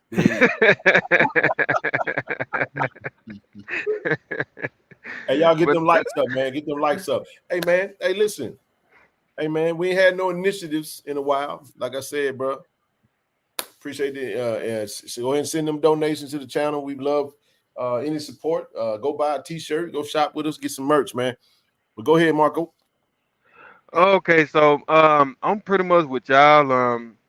The one bright spot, y'all kind of named a couple others, but the one bright spot that I really just noticed is, man, they got a fast back. And like you said, Ken, man, when that joker leg churning, man, ooh, he be getting. I said, God dang it. He remind me of Warren Newman, the way he be turning, man. Like, golly, he be getting it. But hey, look, at the end of the day, man, if we got any players in the chat, or not rather in the chat, just listening in, man, just come out and play the game, man. Don't worry about none of that other stuff, none of the hype, the jerseys, the names. Just come out and play the game, and we good. We good to be seeing what we seeing, and we all know. Go ahead, kid. No, I just listen, man. I'm with you. I wanted to watch the game and see it for myself, and this is what I do. I know football, bro, and I know football just like everybody else do, and that's why I say I don't tell people that they didn't see what they saw, and they saw. We can agree to disagree when it comes to that. I'm just saying I've seen Jackson State at his best, in the middle, and at his worst, and I watched Valley. And I watch what they do, and I watch them. This is their best game of the year. So clearly, I'm pretty sure they had some bright spots in games that they've lost, but I watched the Central State game as well, the first game of the season. They made a lot of changes. The kid, number 15, the quarterback, he's a bright spot for them. I think they got themselves a nice kid at quarterback. They got a thunder and lightning situation going on at running back. They're gonna play us hard as hell. They're gonna play hard. That's all they know. It's the Delta, man. So that's what they're gonna do. They got some, they got some solid tacklers, man, on defense. But they give you your opportunities. So my thing is, I feel like we will take advantage of the opportunities that they will present to us, and we're going to create some matchup problems for them. Just looking at a personnel standpoint, and if we handle, now here's where the equalizer come in there, bro. Turnovers, tackling, special teams. This has been our Achilles heel all season. The field position battle. And the worst thing that happens with us when we play Valley, we walk into the game with this mindset we supposed to blow them the hell out. Then when we don't blow them out, we start pressing and saying, oh shit, we can't lose. So we start having this I can't lose mentality. Man, just go play the game like you said, bro. Just go play the game. I can't. To Sir Retro point, the only way that dude can turn his leg and move like that, he has to get started. If we don't allow him to get started, he can't run like that. The next thing I would say, Ken, the quarterback may be a bright spot. Now, I be kind of, saying Valley gonna be somebody here and there anyway. And I said on Monday, Valley always play a tough. But I can honestly say from what I saw those two games, I mean, I didn't see it. So with that being said, that quarterback may be a bright spot in the future. But right now, I'm looking at pick six, man. I mean, he's slow on his delivery. He's not real accurate, and and the ball don't get there very quick. So, if our defensive back play the way we know they're capable of, that second touchdown was him throwing the ball to number one. He got it through a tight window in the other side of the end zone.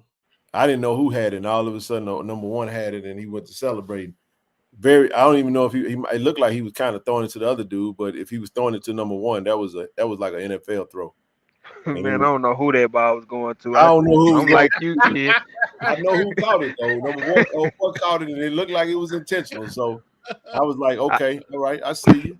I had to rewind it to see who actually caught the ball. That thing about 4 times, man. I couldn't figure out who the ball was supposed to go to. I was just trying to see it go into his hands, and it was just happening so quick. I was like, damn, okay. So, but UAPB is terrible, man. I don't mean that disrespectfully. Like they are ways off. They got to get some pieces. This is a new coach, new roster, new everything, and they played 3 quarterbacks in that game. You know what I'm saying? And it just and the second quarterback threw a pick 6. The safety read that play to the T. The nickel guy did. And he was right there, and he threw it to the tight end that wasn't even looking, and the nickel caught it, and he took it on into the house, man. Let me ask you this, Ken. Is that same guy that caught that pick 6 against Fam 2 weeks ago? They took it back, man. Oh, you know what? That's true. That's true. Kobe Irv won't be playing, man. He got hurt last game. He's in a boot right now. I don't know how long he'll be out. Unless I don't know if he's gonna be playing Saturday. I ain't breaking no news and nothing, but we all saw him go down, and I do not know the extent of his injury right now. So I'm just going on what Coach TC said. He said he was in the boot, so I don't expect him to. We'll tell y'all no way. We will tell y'all no way. Nah, I just said Irv should have a field day. Nah, Moultrie and Miller. Give me Eminem, man. Moultrie and Miller, man. We just got to show up and play. Come out there pissed off that we lost to Alabama State, a game that I know they feel like they shouldn't have lost, but go pissed off. Go take it out on Valley. I want to see that. I want to see the coaches embrace and embody all the doubts and the criticisms and go out there and do like, oh, okay. Do a Cam Newton. You know, I remember Cam Newton was on the sideline and he was like, okay, I got you. You know what I'm saying? I just gotta say it, bro. We lose the Valley. I ain't talking about this. I'm ripping new assholes, man. I'm serious, bro. There's no way we lose this game unless we have a turnover fest and a complete mental collapse and blunder after blunder after blunder. Dude, we got mind control over Valley, dog. There you go, Retro. It is. golly, It is. we doomed. We doomed. But TD, No, we ain't. No, we ain't. Not. Zoe said it already. Hold on, time out, pause. How am I a jinx? Let me hear this. How am I a jinx? I want to hear this. Well, you know we doing bad when the Joker starts saying, "Don't say that," and it might go right. Well, that ain't how this work, man. That's not how this work, man. No, man. Where your confidence at? Nah, we look, we all the way with it. But look, TD, you said something earlier, bro. I think Ken, you followed up on it, but I want you to expound on it if you can. You said something about that guy, that announcer guy that's up there at Valley. Hey man, Oh, look, I'm gonna be up there in Chicago watching the game. I gotta pick up a shipment up there next week, so I'm gonna be up that way. you Um, respect your opponent. I gave you the respect already. I respect them to talk about them, and I'm telling you that we should win this game pretty convincingly. That's most all definitely. the respect I got, and that ain't But disrespect. I'm talking about this announcer guy though. Okay, so are we gonna be hearing him or ESPN Plus gonna have their own No, you gonna have announcers? somebody from ESPN on there. Okay, thank He's gonna God. be on. That's the YouTube guy. Because I got to be honest with you, when we played Valley in 2021 retro, I watched it on mute. Okay. I can't listen. I can't. Okay. And I'd rather listen to him than I listen to. Never mind. Okay. Never Huh. mind. I'm gonna really get in trouble now. Never mind. He rough, man. Ooh, Who got the worst one though? he do. He worse. Oh. He worse than who? Everybody. I'd rather listen to Jay than hear Listen to him. who? Jay. Who? Rob J? Nah, Jay. Tiffany and Jay. Oh, you talking about Jay Walker? Damn. Jay Walker, yeah. I can't listen to that dude, man. I rather Jay Walker, he's a game of day announcer, but he's just a Jack State hater. He is, man. But I'd rather listen to him than that guy. That's That just ain't me, though. bad though. So retro, what was your bright spots in that game, man? What did you see? Which one you talking about, with us or with them this Valley. past weekend? Valley. Like I said, I mean they they QB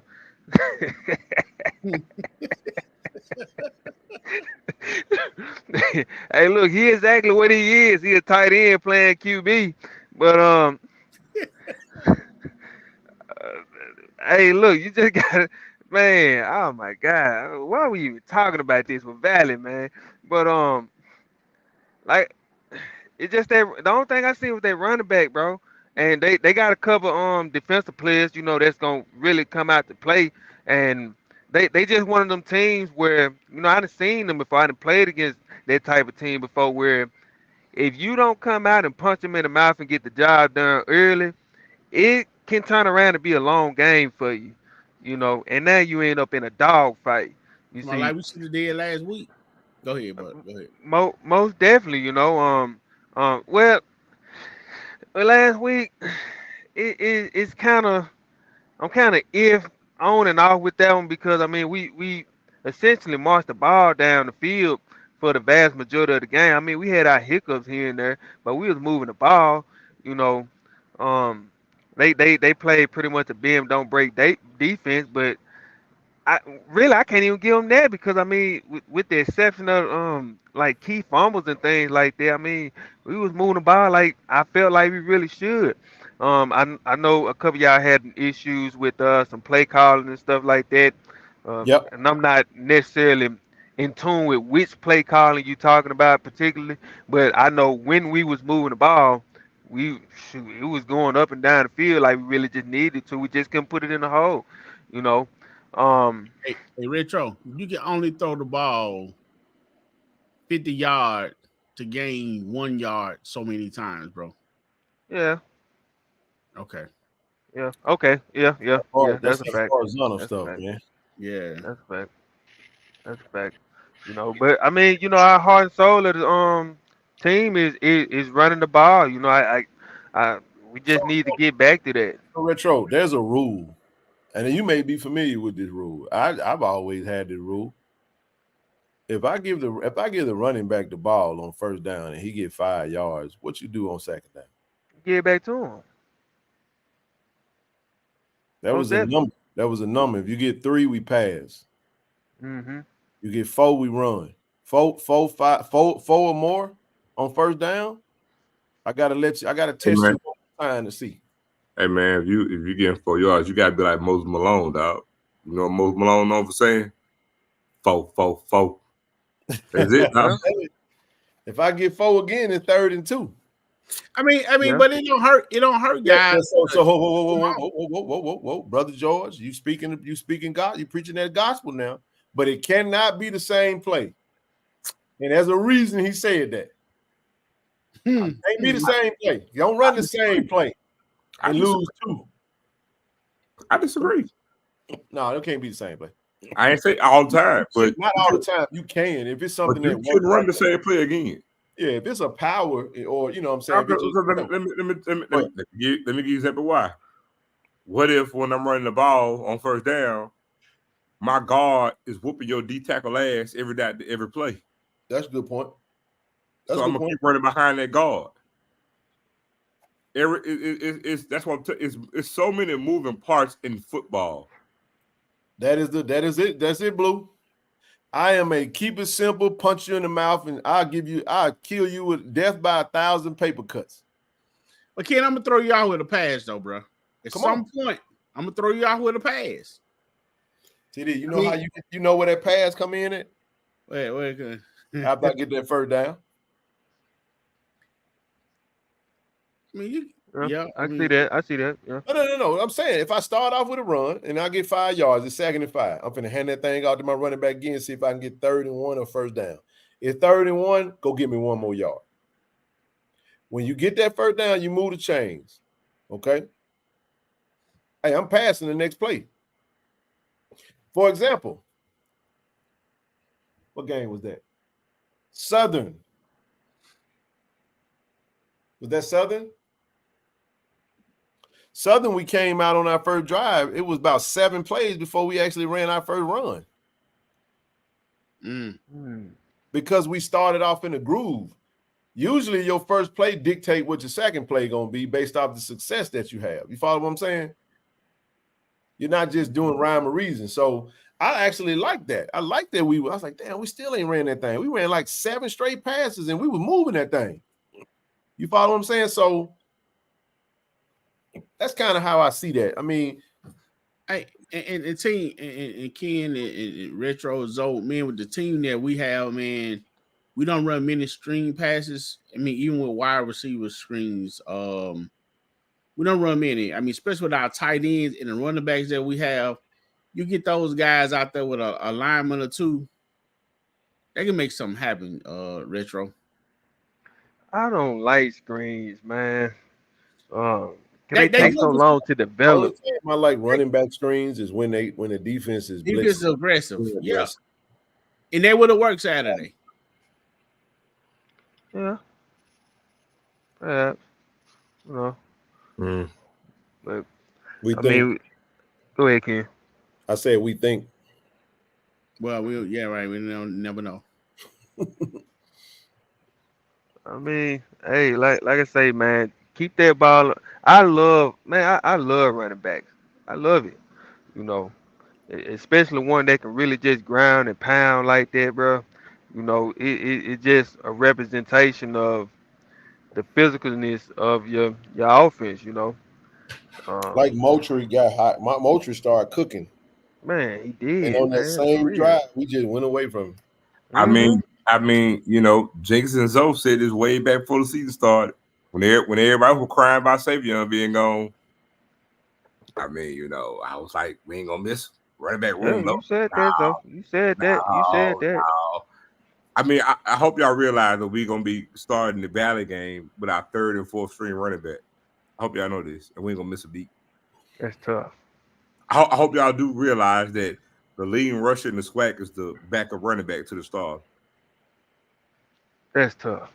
Which is why we saying against Valley, man, with that 4-2 that they run in retro, and you get those big linemen out there. Who you talking about, Joe? The backup. That's Russian. Who's the leading rusher in the conference? Well, yeah, JD was the starter now. Hold on, bro. Go ahead, now I'm listening. Mulligan. I know Mulligan lead. I was just talking about yeah, he the backup. Who the backup? Oh, yeah. Mulligan. Oh, I see what you mean. Yeah, I see what you mean now. I see what you mean. I know now. Shit, Mulligan's the backup. Yeah, JD was the starter. Yep, he was. I see what you mean. I thought you was talking about the backup to Mulligan. I was like, whoa. That's what I was thinking too. No, I'm saying Mulligan's the backup. JD, it ain't like he played and just took JD's spot. JD got the spot going from injury. So this was a good point. I did think that was bad timing though. You know, it's unfortunate that it happened. Savin's a really good player, and I know he was trying to fight for yardage, and we were screaming, go down. We tried to get down. Like, don't fight for the yards. Just go down, and it'll be live to fight another day. Well, you know, and even going forward with that, you know, I don't want to just go too far into it, but this one thing that I would stress to DJ is, man, when you get that thing right there when they did that what do you do, the toss? Man, when you get right there at the goal line, man, stretch out. I can name 3 plays that we didn't do that. I'm gonna give you 3 plays, Sir Retro, and this is the thing that frustrated me about that game. DJ, he ran into a wall. He could have stretched out all he wanted to. He still would probably fell at the 1. You know what I'm saying? But Jacoby barely got in on one of those. Hold on. But Jacoby was like a second, a third, and fourth effort though. Exactly. That's what I'm saying.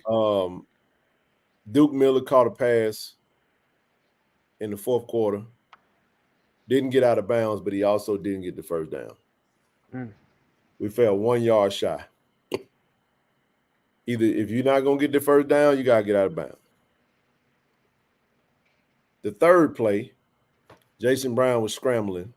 He ran into the first down marker. Tell y'all something too. I don't know if y'all know. Get the first down is what I'm saying. So I'm just talking about. There's been multiple times this season where we just didn't find that first down marker, and come hell or high water, I gotta get past. Okay, that's how we played. If the first down is at the 37, I gotta get to the 37 or beyond. Period. I'm not falling at the 38, bro, or the 36. I don't know if y'all know what side you pay attention to it, but if you go back to that 2-minute drive, that was all Jason Brown. It was. It was. Absolutely was. No, I'm talking about he called it. This is what I'm saying. I get that, but this is my point though. I'll do it this way. Shout out to Desmond Moultrie too, because all them check downs he threw to Moultrie, guess what Moultrie did? I'm gonna take a couple yards. I'm gonna get my ass out of bounds. Take a couple yards, get out of bounds. You can't stay in bounds and fight for yards and not get the first down. Right. Period. Point blank. Can't get it. Can't happen. TJ, what's up, baby? What's going on, Talking Nation? You got it, brother. What's going on, bro? Man, good chilling, man. Just sitting there listening to y'all.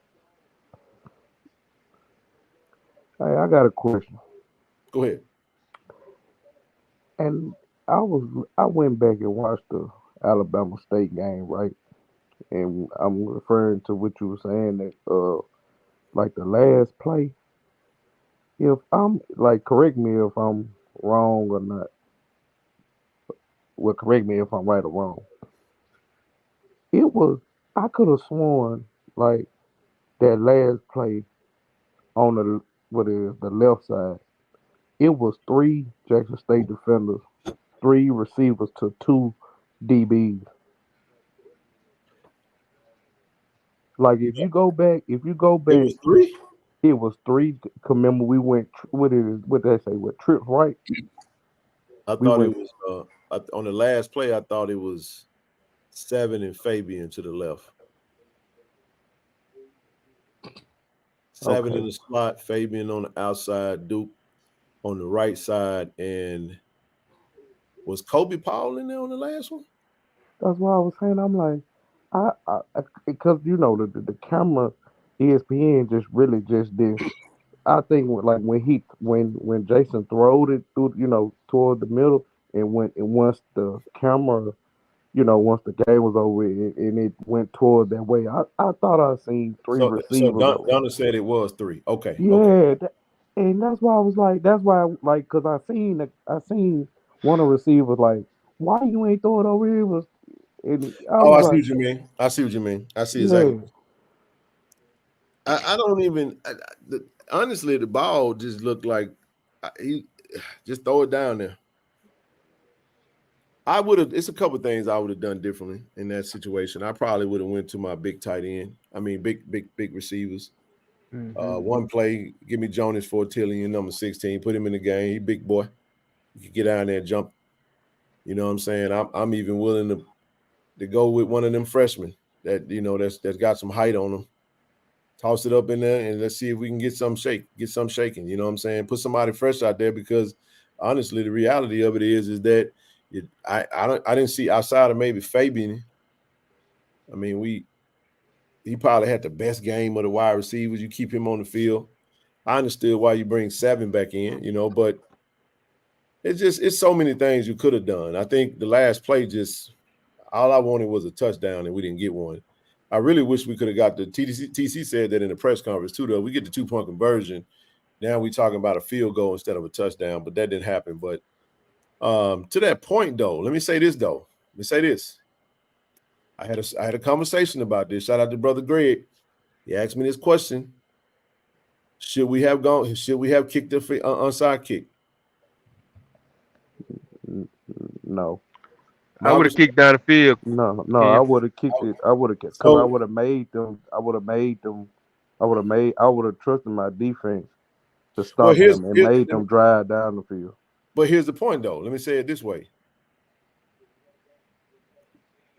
You try to kick it out of bounds with your kicker if you can, save some time. It don't matter where on the field they get the ball. You got to stop them. If they get a first down, ball game over. It doesn't matter where on the field that happens. So if you kick the onside kick and you get it back, cool. Maybe you squib kick it or pooch kick it and you go that way. But I'm going to try to kick it down the field, in my opinion, to try to stop them because if, like I said, all they got to do is get 1 first down because we only had 2 timeouts. Right. We stop them. Now you punting and I'm possibly fielding that thing at the 40 or the 50. Now I got I got a shorter field to get down the field. And maybe we talking about instead of driving from our other side of the field with all them little check downs, we running out of bounds to save time. Now that works a little, you know what I'm saying? So we're a little closer. We got a little bit more field to work with. Yeah. You follow what I'm saying? So it's just that type of stuff. That's the low hanging fruit. Woulda, coulda, shoulda. I was telling my buddy, I said it comes down to coaching philosophy. If you get the onside kick, nobody's complaining. Right. Because you get the onside kick with the ball with 2 timeouts. You see what I'm saying? Mm-hmm. So that's another thought process. The other thing is, okay, the shovel pass on the end. Do you throw it, try to throw it to the tight end? Do you put Jacobian in the game and maybe pass in the 2-point? You see what I'm saying? There's a couple different things that you live and learn and you look back and just kind of go from there. Yeah, and I, especially on that last point you made, Ken. You throw Jacoby in to do a pass. I mean, because up until that point, yeah, so far as what we've seen, every time he came in, it's a run play. So it wouldn't have hurt to switch it up at that particular time. It would have been a great trick. You know what I'm saying? Trick the defense, lure them in to think one thing and do something else. There is a such thing as sports psychology. You can fix, it's all some mental game, some mind game. Right. Don't be predictable. We a little too predictable. You know what I'm saying? You bring your quarterback in to run a quarterback draw in the middle of the field and sub him out right afterwards. I was like, surely he's about to pass this thing. Yeah, we kept saying that. I you know, some things that make you go, maybe I don't know what we're thinking on that one. So that's kind of everybody was just kind of scratching their head on, you know, those types of things. But when it comes to those calls, man, you just kind of, like I said, I think those types of things come down to philosophy. Again, if we get the onside kick, man, nobody's complaining. We celebrating, we happy as hell. But when it don't work, we say, "Oh, was it the right call?" But even still, you know, if he knew he wasn't gonna get the onside kick, then yeah, I'm pretty sure he would have kicked it down the field. But that's not how it works. You got to make a decision, and I think they made the decision and they live with it. Right, But you know, I'm not even at this specifically with that. You know, man. At the end of the day, I'm not faulting nobody for it because at the end of the day, I'm giving all of them grace, man. Like all of them is first year, you know. So and all of them is learning on the job, you know. That's facts. And that's But what I'm sticking with, bro. You said in Jack State, and you got a lot of us in the base that just don't think that way. So retro, and we have to be patient, man, and see it through. I feel very good about Coach TC and his staff to keep this thing on track and get it in the right direction. You know what I'm saying? I know they're disappointed. I mean, we right there. I see the whole thing. And I also see, you know, kind of some shortcomings, and I see kind of where we're going to sure that up going into the next season. But you never can tell. Let me give y'all a funny thing. All right, Zo. Good night, brother. I know you got tired on us. All right, Zo. Later, Zo. I'll say this, though, and I know Merch and EA and them still up in here. All the pressure on y'all now. Don't y'all fuck around and lose 2 games, and we got everybody in the East with 2 games, and it's a 3-way tie. Because, boy, I'm going to laugh my behind off if somehow, some way, y'all mess that up. Because it's hard to just – you know how Retro, you play basketball, July did. You know the hardest layup in the world to make is the one that's wide open. Wide open. Yep. For some strange reason, you just overthink it. And one injury could derail a season. Trust me, we know. It don't take long. Willie gonna be, man, they're gonna put Willie on the stake, Merch. I'm telling you, dog. Y'all got to get the Prairie View. You got Alabama A&M. Hey, man, y'all got some teams that can give you some problems. And on any given Saturday, a team can show up. People love to big up teams when it's Jackson State. Y'all got to respect your opponent. You got to do all that stuff. And Jackson State got to make sure they respect everybody they play. Man, all these teams got to respect everybody, man. Don't put nothing past you. Prairie View can create some problems for FAMU. Now, if they homecoming, I get it. They may go party too much because they know Jackson State. Everybody laughing at us because we lost the game and all that good stuff. And hey, man, you might go out there and let your head down. And in your mind, you may say, even if we lose, we ain't gonna lose 2. And boy, oh boy. I want to ask you this, Ken. Okay, so I've been hearing that. Let's just say hypothetically, right? If FAM was to lose 2, well, then I've been hearing that place A&M at the top, and I'm like, hold on, they lost 2 as well. It won't. No, it won't. It won't. If FAMU lose 2, everybody not gonna have 2 losses. If we would have to finish out, that means A&M would have probably have had to beat them. So that means that one of the 2 losses that they would have to be by. They really would have to lose to Alabama A&M. It would have to be with A&M because Prairie View, losing to Prairie View, it can help, but it don't necessarily have to be that way. I forgot who else on their schedule. Losing to Grambling or somebody like that. Like I don't think they play Grambling, but I don't remember. Well, they play Texas Southern this week. Okay, Texas Southern, they're going. So if you get 3 teams with 2 losses, then they're going to take the head-to-head on each. It's going to be a 3-way tiebreaker. Then it'll go to a point spread.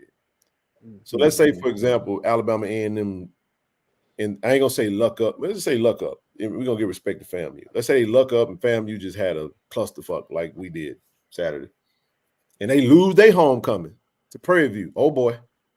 Or no, Bethune. Bethune is the other opponent. We didn't blow Bethune out, but let's say they lose to Bethune by. They could still get the lead because they beat us by 18. You see what I'm saying? Mm-hmm. So you would almost need Bethune to like blow them out, even though we only beat Bethune by what, 8? 6 or something like that. We beat them by 6. So even though we won those games, we beat Alabama A&M by what, 15? Right. Something to that effect. It's going to come down to points. So what would need to happen is we would really need for Alabama A&M and Bethune to like blow them out. And do we really think that's going to happen? It'll be interesting though, because they could still win even the tiebreaker, even if they lose to. But you don't know. Every game you got to go win these games, bro. Prairie View, Bethune, if they get their quarterback back, that could be a problem for them. We don't know. Well, I think you talked about this a couple months ago. Is it getting to a point where we probably need to look at getting rid of divisions?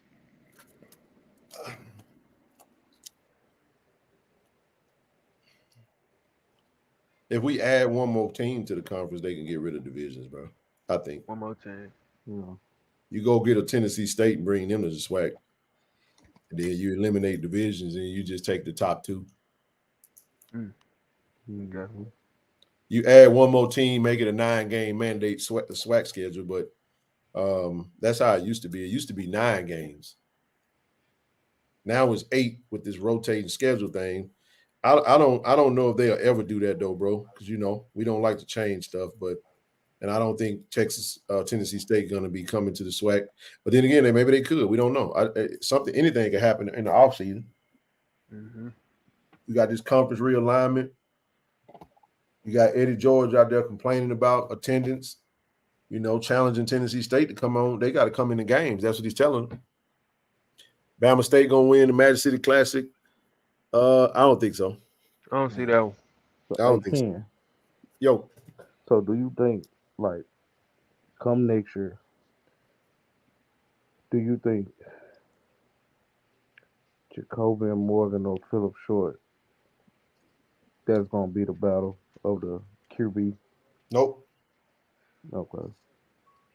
Hey, TJ, thanks to you, man. I pulled up this game from Saturday, and I'm looking at it. And that last play of the game, we had 5 wide receivers, 3 on the left, 2 on the right. I can't make out who they were. I know 7 was on the inside on the left side.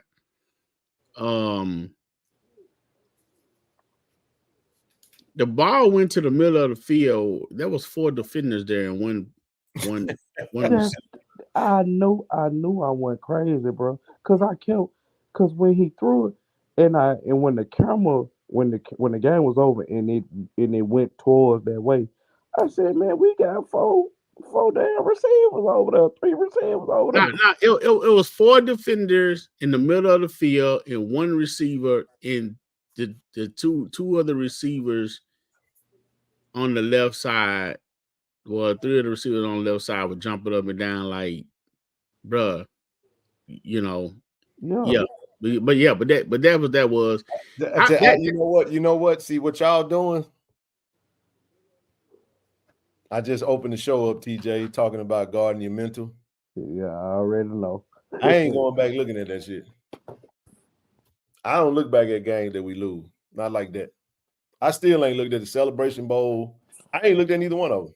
No, I hadn't done that either. No. I hadn't even looking at it. I was there. I saw it. I saw it already. I synced it. Well, but anyway, TJ, you got anything on this Valley game coming up, bro? Yeah, man. Like I said, I'm here in Columbus, so I'm gonna be watching it from the TV. What I want to see, I just want to see, man, like I just want us to, when we get to the red zone, man, run the damn ball, man. Just run the ball. And it That's don't all. have to be a Jacoby Morgan quarterback sneak. Even though it works sometimes, most of the time. I like it. I love Jacoby. It's But just like you said, I ain't trying to get my quarterback, you know what I'm saying, bruised up. But if all you're going to do is run him, he basically a wildcat quarterback. So it's just like he's saying, can't be too predictable with our play calling. You know what I'm saying? You got to mix it up. And I think this game right here will be the best time to kind of, you know what I'm saying, mix it up. It's valid. All right. But I'm not gonna, but like you said, Ken, I'm not gonna take valid for granted, because I think when teams take other teams that are not doing too good for granted, they get caught up. Hold on. Stop. We ain't fucking playing Saturday, bro. We watching. So we can say what we want to say. The coaches don't listen to this like this and be like, they need to not take valid for granted. That's what I'm saying. You know what I'm saying? I know what you're saying. I know what you're saying, but I'm like, I ain't finna be muzzling my words because I know what I saw. I ain't playing no football, and I know what I saw. If we go out there and handle business, it shouldn't be close. Oh yeah. Close. I don't care about this. We need to respect the opponent stuff. Stop. Because let me say something. Mm-hmm. If we lose that game, the vitriol would be at an unbelievably high rate. And why is that? Because we supposed to win. Right. Albie, what's up, baby? Go ahead, TD. Okay, Doc, I'll say this to you, man. You've been watching long enough to know, man. I'm all about respecting the opponent. You know, that's why we play the game. I live by that.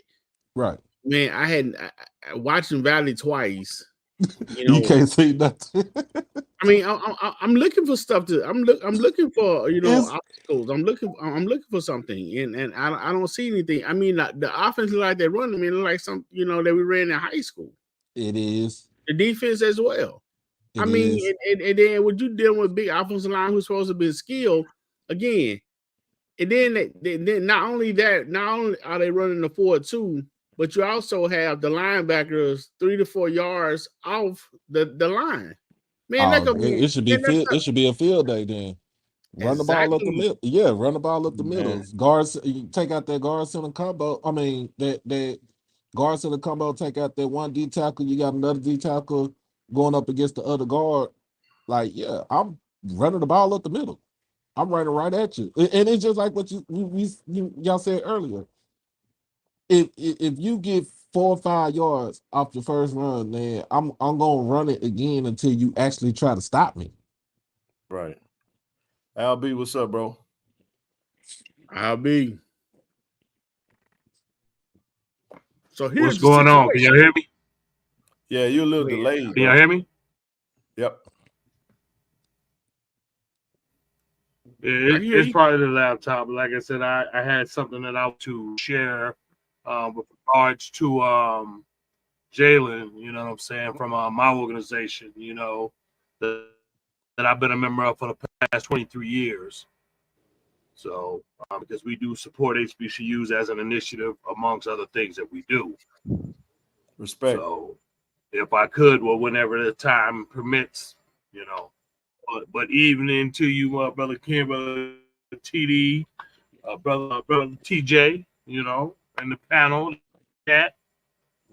So, what's going on, Square? Man,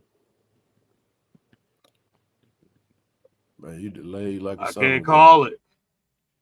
So, you. Oh, is that delayed? Yeah, you delayed.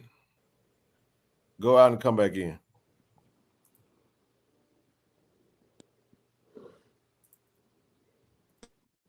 All right. So, Doc, have you watched Valley this year? I watched them first game when they played Central State. I watched a little bit of that Pine Bluff game. Like I said, I don't see anything, like you said, I don't see anything that's fascinating about Valley as far as the offense or the defense go. Yeah, I mean, they had a good game against Arkansas Pine Bluff. Yeah, I mean, I watched a little bit. I watched a little bit of it, and then I had to, what I'm saying, I had to go to work. No, I'm not even talking about you. I'm making a comment. I'm saying they had a good game versus Arkansas Pine Bluff. And Joe and Roy, no. That's all I got. No, just no. The answer to that statement is no. But anyway, and they had a good game against UAPB. They did what they needed to do. You play the game that's on the schedule. They got some pieces, man, that they should be excited about. Mm-hmm. I say that they should be excited about, and they're gonna come out and try to do what they did against UAPB. Man, we got a big physical offensive line. The edge rushers are not anything to be. I was thinking as I was watching this game, and I was thinking about Ronnie Thomas and Jerry Gardner when they played for him. I was like, them dudes was. I don't see that on their defense. But all due respect. Or even hold on. I'm saying I don't see that on their defense, and that's no disrespect to anyone on their defense. I've only watched 2 games, and it's just terrible, man. I just can't. I'm telling you, what are we doing? Like, we should beat the hell out of this team, bro. What we said. I am not hesitant by saying we should beat the shit out of Mississippi Valley this weekend because of the team that we have. We got to go play. I get we need to tackle. We need to take care of the ball. We got to have better play calling. I am not taking pessimism into Saturday. I'm not. I just am not. That game is over with. You got a whole week of practicing to prepare. You got a whole week of adjustments. Nothing about Saturday is on my mind going into that game versus Valley. Nothing. Mm-hmm. That game is over with. Make your adjustments. Let's go play ball. And I'm telling you right now, we're not doing that. This team got too much freaking talent, and this team was supposed to be competing for a Celebration Bowl this year. Yes, sir. Valley won one damn game, and that's no disrespect to Valley. Just saying, bro, stop with the sugarcoating it. We're not sugarcoating this. Sometimes you meet opponents. Hey, but I also understand this ain't no Power 5. I get it. You know what I'm saying? You had a situation where, I think he was watching Colorado and Stanford, and Stanford came back. I get it, it's football. But in the SWAC, usually the gaps are the gaps. Usually teams that has less talent don't really lose to teams that have more talent. I mean, don't usually beat teams that have more talent. Usually don't. Now, I do know will and heart and toughness and all that stuff is going to play a factor. I understand the getting up. When are we going to say we got up to play Valley? I hope we get up to play the game Saturday after we played this past Saturday. I hope we do. So that's my charge to the team and the coaches, and those are my words, man.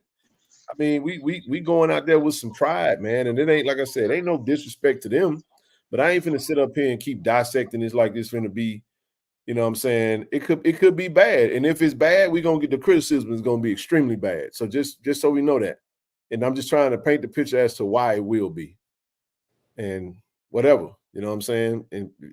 Take what I'm saying, however you want to say it, with a grain of salt or whatever. I don't really care, but I'm gonna be critical if we don't go out there and do what we need to do. And I'm just saying, like, you ain't gonna have to come and criticize me for my words, because I'm gonna be the one that's doing the criticizing, because there's no reason we should go out there and I'm not saying we got to win by 40.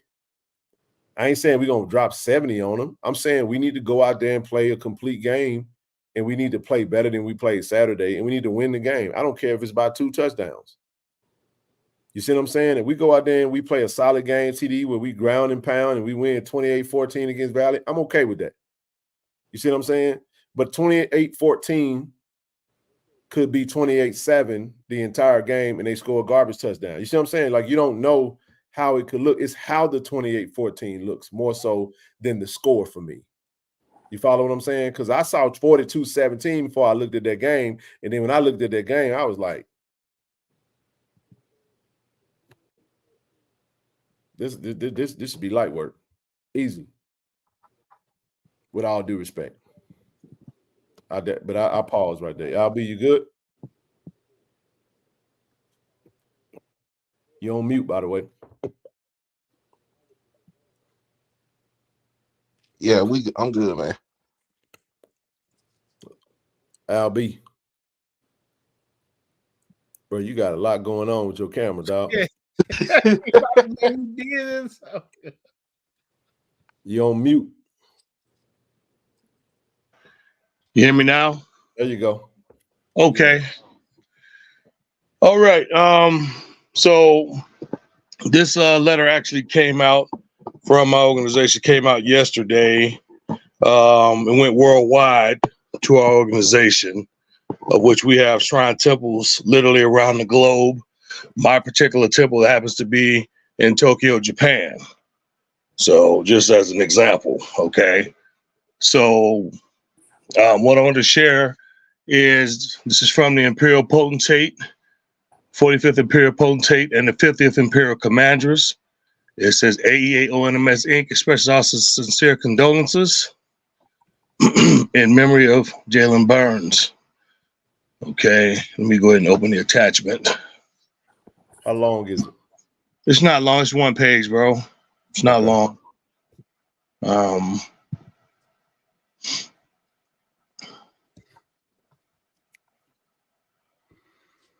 Okay. All right, it says the Imperial Council and the Imperial Court, ancient Egyptian Arabic order knows of the mystic shrine of North and South America, and the Imperial Court, auxiliary of the AEA ONMS Inc. It says gun violence at HBCUs. It says nobles and daughters. The month of October 2023 has been proven to be truly a tragic one, and a rash of horrific and acts of random gun violence have repeatedly struck our community, with shootings occurring at 3 of our cherished HBCUs. On Tuesday, October 3rd, 4 students and 1 visitor were injured in a shooting at Morgan State University in Baltimore, Maryland, as they were attending an annual homecoming festivities on campus. Just 4 days later, on October 7th, shots rang out during homecoming festivities at nearby Bowie State University, 45 minutes away in Bowie, Maryland, leaving 2 visitors injured. This is now, gunshots have rang out at Jackson State University on the evening of Sunday, October 15th. Through the grace and mercy of the Almighty, all 5 victims of Morgan State shooting and 2 at Bowie State have survived with non-life-threatening injuries. Sadly, Jaylen Burns of Chicago, Illinois, my hometown, an industrial technology major at Jackson State, was not as fortunate. A promising life cut short by senseless and unnecessary violence. The Imperial Council and Imperial Court remain committed to our support of the HBCU community, and that includes the safety and welfare of those who attend and work at these venerable institutions of higher learning. Our children and loved ones should not have to live and or work in a state of fear as they pursue their educational goals and dreams for a better tomorrow. Local law enforcement authorities continue to investigate and search for the perpetrators of these tragic crimes. In the meantime, we solemnly ask that the entire domain join us in prayer and reflection for the students and faculty of Morgan State, Bowie State, and Jackson State Universities affected by this tragedy, along with their loved ones. Let us focus our attention to being thankful for the grace and mercy shown through the 7 who have survived these terrible ordeals, and celebrating the beautiful life of Jaylen Burns, a bright flame extinguished much too soon. Better together, Eric R. Myers, number 23, retired. Honorable Eric R. Myers, number 23, retired. The 45th Imperial Potentate, Dr. Karen Wright Chisholm, number 128, 50th Imperial Commandress. So that was the head of our organization, the Ancient Egyptian Arabic Order Nobles of the Mystic Shrine, of which I am an honorary past potentate. My temple is Asami Temple number 225, Oasis of mainland Japan, Desert of the Far East in Asia. Got you, bro. I appreciate that, man. We're not going not gonna skate past Brother Burns' passing. We gonna definitely keep everybody abreast of everything that's any updates, any of that good stuff, man. Everybody that's doing anything, feel free to come up and share whenever you get a chance. I'm not looking at the screen because I'm actually about to post something because I want to move this conversation. I know we got a little bit more time left, but I really want to move this conversation to something else that I think we also need to address. And let me pull it up. Like I said, and I was introduced to Brother Jaylen at the tailgate with me and Brother KT Dub. So I was with him, and he introduced me to the brother. I know, so I got to meet him. Wow. On Saturday. That's crazy. Yeah, you know what I mean? So, so like I said, and so when I received this information through our organization and it went out worldwide, the Imperial Potentate, the Imperial Commanders, did this letter, sent it out because we have a lot of members, of course, that in our organization that went to HBCUs, may work at or have family members, you know what I'm saying? They're alumni from HBCUs. And like I said, we have an HBCU initiative within our organization. So. No, respect, man. I'm trying to upload this. And so I just wanted to come on, like I said, if I could. I wasn't trying to change the tone of tenor of the conversation with regards to Valley. I just, wanted to come on and at least share this. That my organization, what I'm saying, Prince Hall Shriners, as they're known in the local communities. The guys with the fezzes, y'all seen the guys with the fezzes, the burgundy fezzes with the tassels. Yep. Yeah. So that's the organization. All right. So I got something for everybody. I want everybody to consider this, and we got to have this conversation.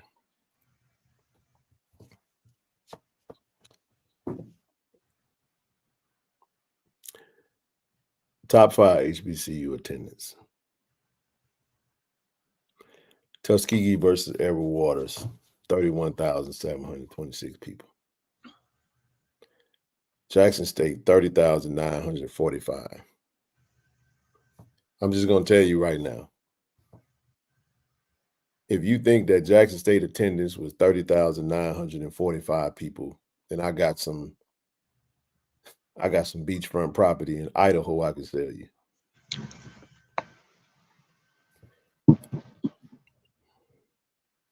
I'm deeply troubled by what I know happened and what I know is happening and what I've had conversations about, and I hope we find a way to address it.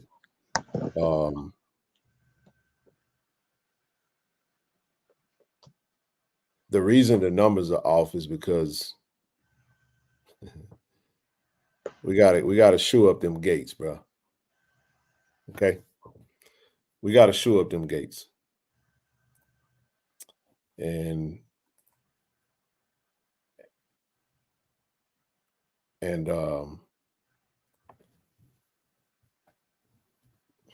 we're not gonna run from this, bro. Because at the end of the day, I'm just gonna tell you right now, bro. We gotta shoe up them gates. There was reports that people weren't, their tickets weren't scanned. There's reports that people were paying cash to get in the gates. So folks taking cash to get people in, that's ticket sales loss. Stealing. Now this goes back to that conversation. Boy, I tell you the truth, bro. How do we find ourselves in these situations over and over and over and over and over again? Man, it was about 45,000 people in them stands, bro. So to have all these people get in the game free, that's money lost on a game that's $45 or $40 for the ticket. I don't know what the game day ticket was. So I got something I want to say to the people who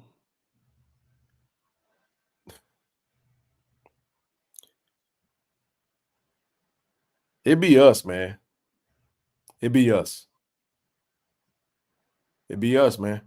Because the people that, you know, we bring into the building to help us do a certain thing be the same ones that be stealing from us, TD. And then have the audacity to complain about the things that happen, you know what I'm saying? When things don't go the way we want it to go. You know, we complain about Jackson State this, Jackson State this, Jackson State that, and the very people that supposed to be proud of Jackson State use Jackson State to lace their pockets, cut corners, and steal from, you know what I'm saying, straight up. People parking that didn't have no parking spaces. That folk were letting them in, just, you know, on the side. People that actually paid for parking, getting in there saying the parking lot was full.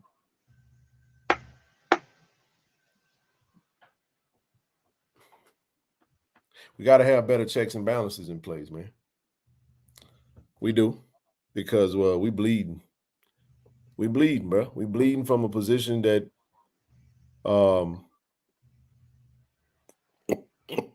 I wouldn't even be mad if the stadium manager decided that they're going to close the damn thing down and we only going to open 2 gates again. See, because remember, we used to complain about the amount of gates, TD. Remember that?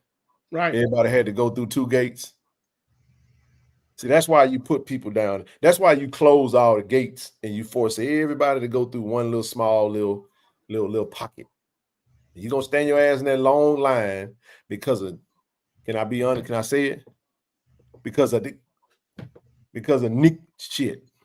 Okay? You know, Ken, we like I said, we call it entry control points in the military.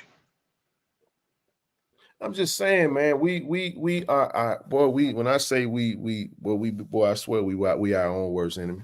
You're cheating ourselves, I'm man. telling you right now, man, you got folks with sheriff department jackets on, stealing from the taking cash.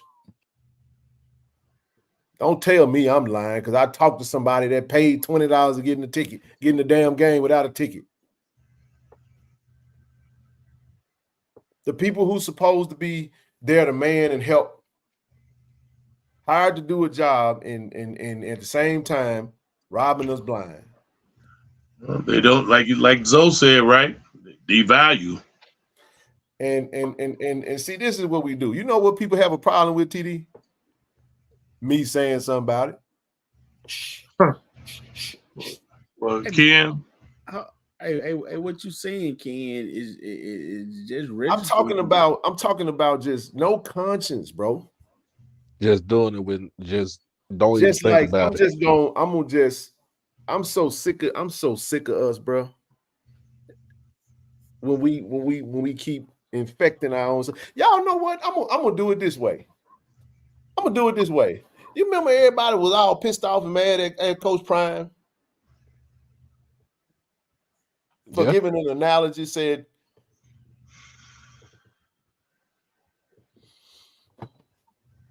you said 30,000 people that look out there and it was. And he said 60,000. We were like, oh no, he kind of exaggerated. But you know what he said? He said, you might not like that I said it, but I ain't lying. Somebody's stealing. That's what he said.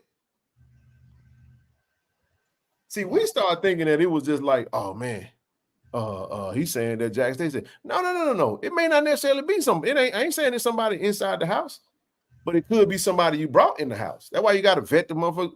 You got to vet the people that you bring into the space. And it's obvious, TD. It's obvious, Albie and Doc. I'm just saying, man, it's obvious. Those numbers were embarrassing, bro. 30,000. I was pleased to have spent my $225 to get my seat, and to be there and take it all in. I was proud to do that. You know what I mean? So I sit here and watch these folk work their butts off, man, to create ticket cards, to push ticket sales, to go above and beyond, to work all week. All this stuff, man, to have people come in and we do have a company that work the game. We do. And them the ones that's doing the damn stealing. Hines County Sheriff Department. If it's one, then if one got a jacket on, he represented, he's stealing. Yeah, the one that had the backpack on. I ain't gonna go. I'm gonna leave that alone because they might try to try to profile me and give me a ticket or something. Ain't no telling. I'm just telling you, man. I hope they find out who it is, bro. I would just say my admonishment would be, man, we gotta have better checks and balances. That's bull junk, man. You know what they would need to do, Ken? Sad to say, I'll say it though. You have to have university staff shadowing them. You know what we need to do? We may have to just, you know what we ought to do is we ought to just hire some folks internally to do it. That's what we ought to do. I don't care if it's, I'm serious. You know why? Because if we ain't no need to saving the money when you're losing it at the gate anyway. True. Hire some students. I don't know if you can, but I'm just telling you, like, I don't know how. I don't have the answer. It ain't my job to do that. I'm not saying that and I'm not overstepping my bound. I'm just calling it like it is. But this right here, bro. Hey, King, this is some bull junk, man. King, did you just say someone paid the Hines County Sheriff to get into the game? Did I stutter? He ain't stutter. He ain't stutter at all. He said it. I'm telling you, bro. Not only that, I'm talking about parking. And I ain't telling you what nobody, I ain't telling you, listen to me, man. I ain't making this up. Because I talked to somebody that actually did it and was like, bro, I ain't putting their name out there. And they're like, bro, I don't do that. I wouldn't dare do that. We don't do that. Right. I'm just saying, that's how they say, this is real. You know how the conversation came up? Because it was shared through a Facebook post. That came from a Facebook post. I didn't put that out there. That's out there publicly on the internet. Basically breaking it down, TD, line by line. And I'm saying this right here. You got season ticket folks around, they pissed off. I'm spending money on season ticket, you let folks get in free. Or $20, $10 cash flow. They had a good weekend. Like Sis said on Monday night. She was like, she pulls up. She got season ticket and season parking pass, and they ain't no parking. What? You get around there, plenty of parks. Get around there, there's plenty of parking. Like, what type of hustle you running? You know. And you know what? I ain't even put that together, LB, because now it made sense. I was like, well, why would they say it ain't no parks in that it's full? Because maybe they planning on making money. It makes sense now. So you if see I got what I'm saying? something going on, I'm gonna just be like, hey, you got, hey, give me 50, give me 20. I'm gonna put you on around into the VI. That's a whole operation going on. That's a hustle. And this is unfortunately where, like I said, you have to have the investigation. And now, remember when I was talking to you, you was running me to the airport. This is all I'm saying. Listen, man. Listen. Yeah. I know. Trust me when I say this, and I ain't mean to cut you off, bro. I have to say this for my own behalf. Go ahead. This is not a Ken Clark thing.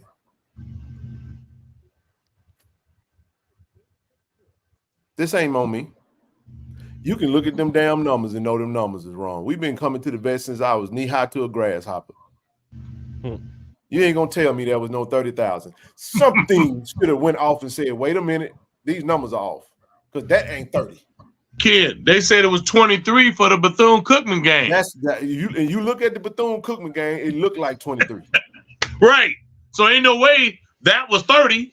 And that could have been slightly off. But I'm saying, you saying there was only 7,000 more. I said, ain't no way. And you lying to me. Nah. At a minute, I'll give you 40. If you say it's 40 and I say, okay, 40 with the freeze. Like it's a bunch of, some folk that want, will support that, whatever. I'll say, even if you say 40, LB, that's 10,000.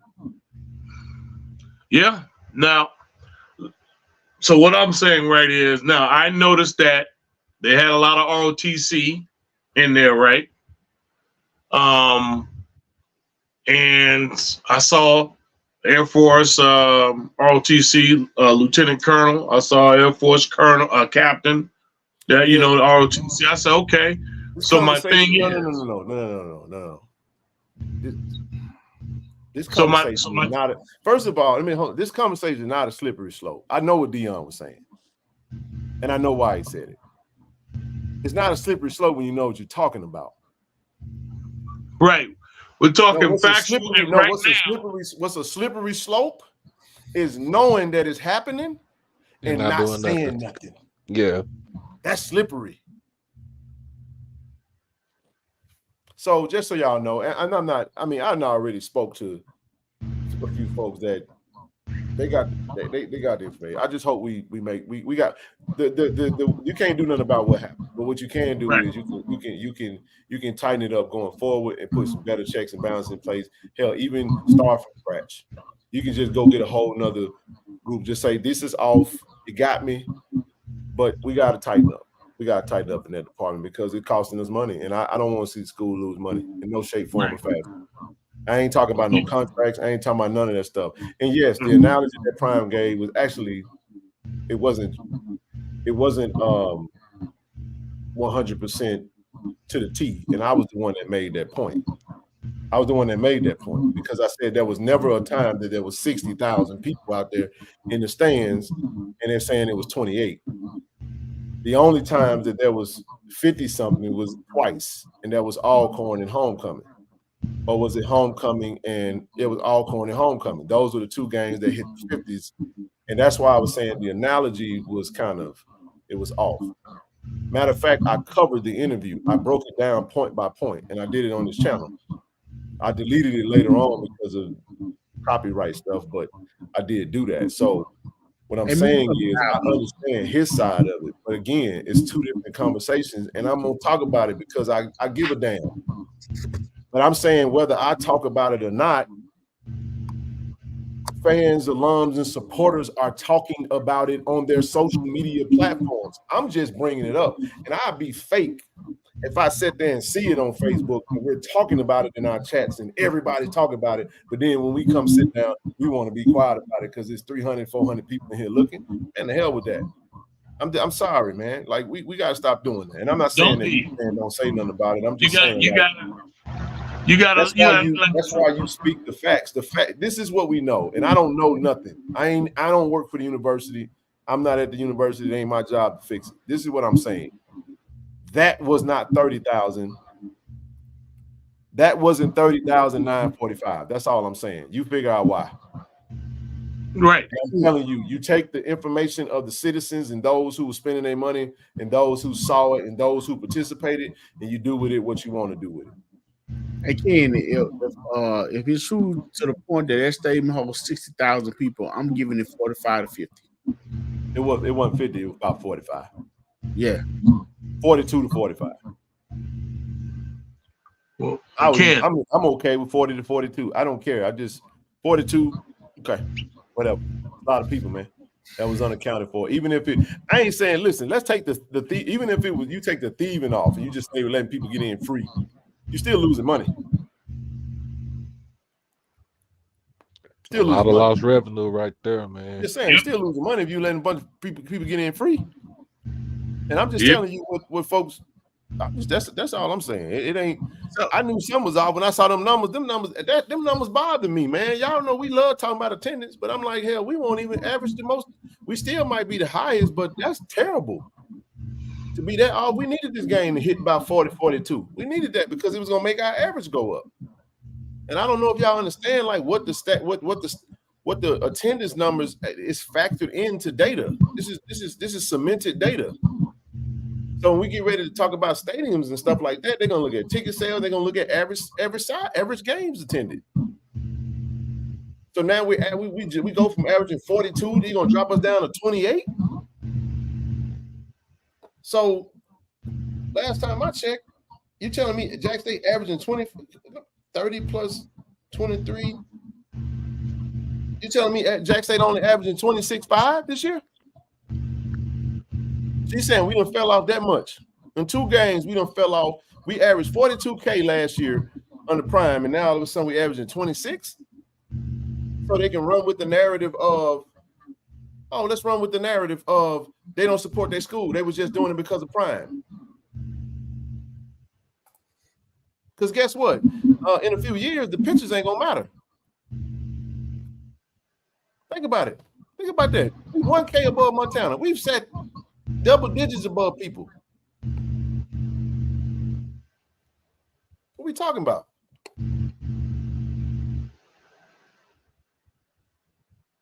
You mad at me because I say something about it. And you just gotta be mad at me. I don't give a damn. That's ridiculous.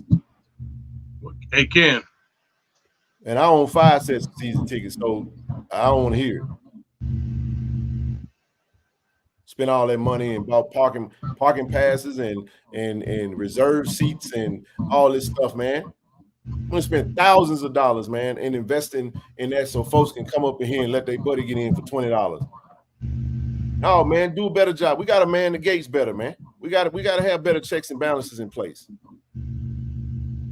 And Ken, that speaks to what I was talking to you about when you take me to the airport on Sunday. I ain't had no conversations with no managers yet, so I don't know. Those are conversations we have at a later time. I don't have an answer for that right now. I'm just saying it. All I'm telling y'all right now tonight is that number is bull junk, and that's what the street committee has said. And I don't report gossip. I'm just telling you somebody that actually spent $20 to get in the games. If you want to make the case that it was just them, okay, fine. It was just that one person that did it, and when they saying it was multiple people that was doing it, and multiple people getting in free, multiple tickets weren't scanned. Just a complete failure. So I'll leave it at that. And that speaks to that game day operations thing I was talking to you about on the way to the airport. You know what I'm saying? Of getting everybody together and the driver and all of that. Clearly, like I said, these are issues. There's got a difference though, fellas. Like it used to be a time, like we always want to be quiet about everything. Yep. Yeah, we get blasted on social media and we just don't say nothing. We just be like, we don't say nothing. Did we do, TD? Is it still there? Is it still there? Is it still there? Okay.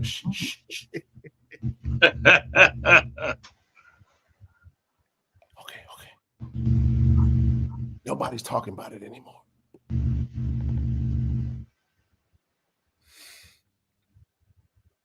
But Ken, what I was going to say is to be able to get those kids I saw, like I said, in uniform in the military, in the battle dress uniform, you know, or the latest version of that, and get them, you know what I'm saying, out there and get them involved in that process of the stadium, you know what I'm saying, and gates, you know what I'm saying, checking tickets, or whatever, and just being able to utilize them, you know what I'm saying, to help curtail all of that. Like I said, because it's just hemorrhaging money. Hold on. Let me pause.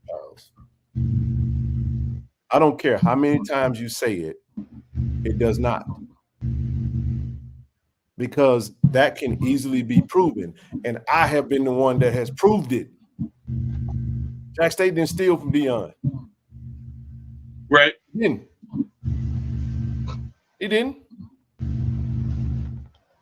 Because at the time, I can tell you that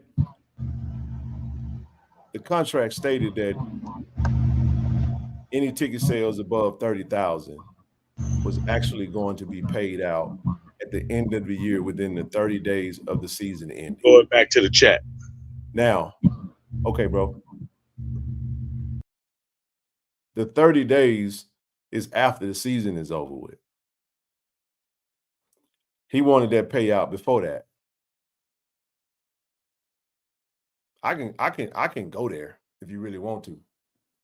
I can go there. So I'm just telling you, that's not the case.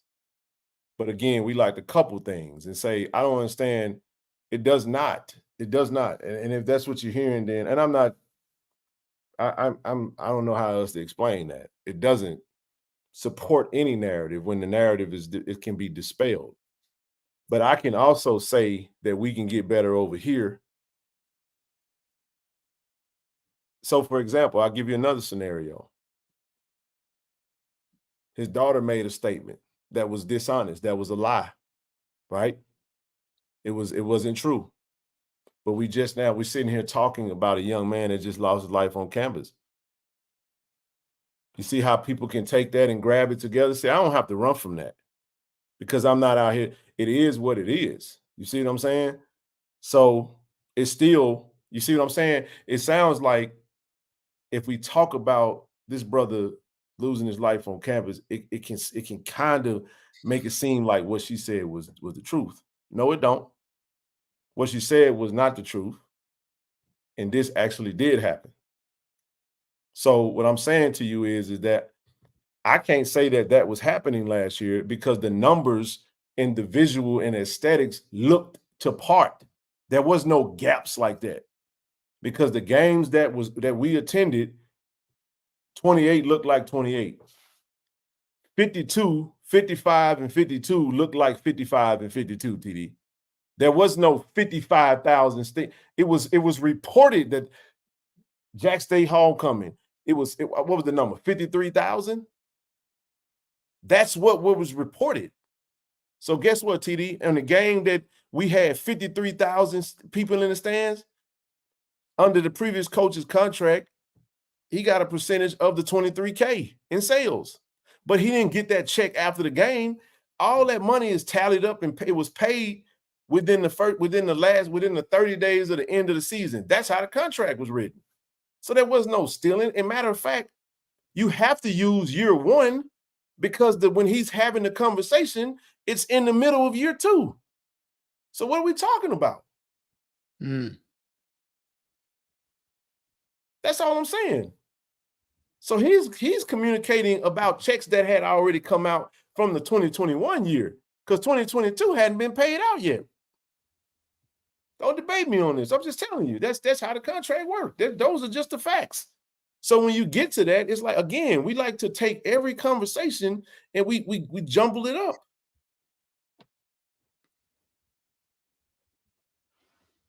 Wow. But again, it's like we not, and I'm not trying to defend that. I don't care. So you want me to say don't say nothing about it because it's gonna make what Prime said look right? Okay, all right. Let's not say nothing about 45,000 people sitting in the stands and it being reported as 30 because it very well could make Prime's point look like he was right. And the hell with that dude and his contract and all of what he was talking about. That man gone. All I know is he ain't here. And guess what?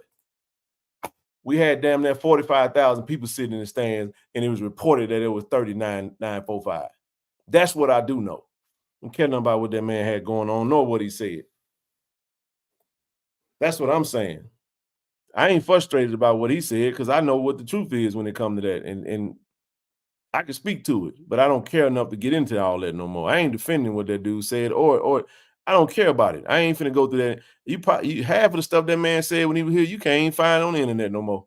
They done scrubbed that thing like it was. I bet you can't find that I Am Athlete video. You can't find it. No. So I'm just saying, bro. It ain't. Again, the messenger always catch the heat. What we do? This is what we do. We say, did I say something? No, I don't want to say nothing, bro, because TD, is that not the same thing? Is that not the same thing as we talked about in the community? Yeah, you know what? I just about to say that. It's the same thing. Folks saying you got this mom and this family crying, and folks saying, man, I know, but I don't want to say nothing, man, because I don't want to get involved. I'm gonna just leave it alone, man. I'm gonna just let them figure it out. I'm gonna close my eyes and just I'm gonna go mind my business and leave it alone. I'm sorry, man. That was bull junk. I care about the numbers being right. And I don't know. I'm just telling you what was that's already out there. I ain't make that up. I'm just telling you. And I ain't dropping no Facebook post because it got somebody's name on it. Just go on Facebook, you can see it.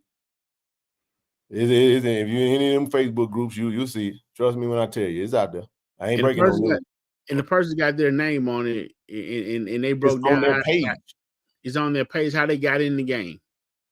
No, the person that was talking about that same scenario type situation. And then I talked to someone else, and they was like, I was talking to that person about what I was reading on Facebook, and they said they not wrong, Ken, because that's what I did. Oh, wow. I was like, damn, what? It's like, yeah, I saw it with my own 2 eyes. There ain't no alarm. It's like, shit, I was trying to, you know, it wasn't even like that. It was just like, hey, man, I paid 20, got in the game, what it was. I mean, but you know what, Ken? It goes right back to the discussion we had at the beginning about how do you talk to kids about violence and, you know, walking away from situations. It's one of those things you can't control. And basically what I'm saying, this situation is in stuff. You know what I'm saying? And it happens all the time, from McDonald's to Walmart to wherever. Trust me, I working in a restaurant. Your syrup costs man. You ain't sold that many fountain drinks, but you low on syrup because Joker taking water cup put Sprite in it. You know what I'm saying? Right. I'm just telling you, it happens. I mean, you slide grocery. I mean, but I mean, Joker go through the what you say? Joker go through the self checkout. They scan a pack of meat as a pack of bubble gum. You done got a pack of steaks for $2. I ain't saying I done nothing like that because they got cameras and I'm a big old boy. I don't even know how you do that type of stuff. Nah. Home Depot, all them joints, man. You scan one light bulb and then got a whole bag full of stuff. I'm just saying it's out there. That's why they got them cameras. Now when they come when they come do this right here, hey man. That's all I'm saying. We gotta get some taps going on, bro. We can't do nothing about what done happened, but we can do something about it going forward. That's all I'm really saying. That's really all that is. It's just saying we gotta tighten it up because it ain't tight right now. And it ain't just that. I'm just saying. And listen, man, I don't care, bro. I don't care. I ain't, but I do care. You know what I mean when I say I don't care. I don't care about the whatever folks want to say about me when it comes to that. I'm just speaking the truth. And the truth is, TD, you want to know the truth is? Every time you look at that number, you just be like, really, bro? This gotta be a typo. Maybe they meant to put 4. Maybe they meant to put a 4. But 30? Come on, dog. Oh my God. Right. Oh shit. This is, man. You know what I don't do? I don't even talk to them people who be trying to defend our previous coaching things that they said. So I wouldn't know what they saying no way. I ain't having no conversation with these folks. You know what I say if they say, see, he was right. You know what I'm saying? Okay, now what?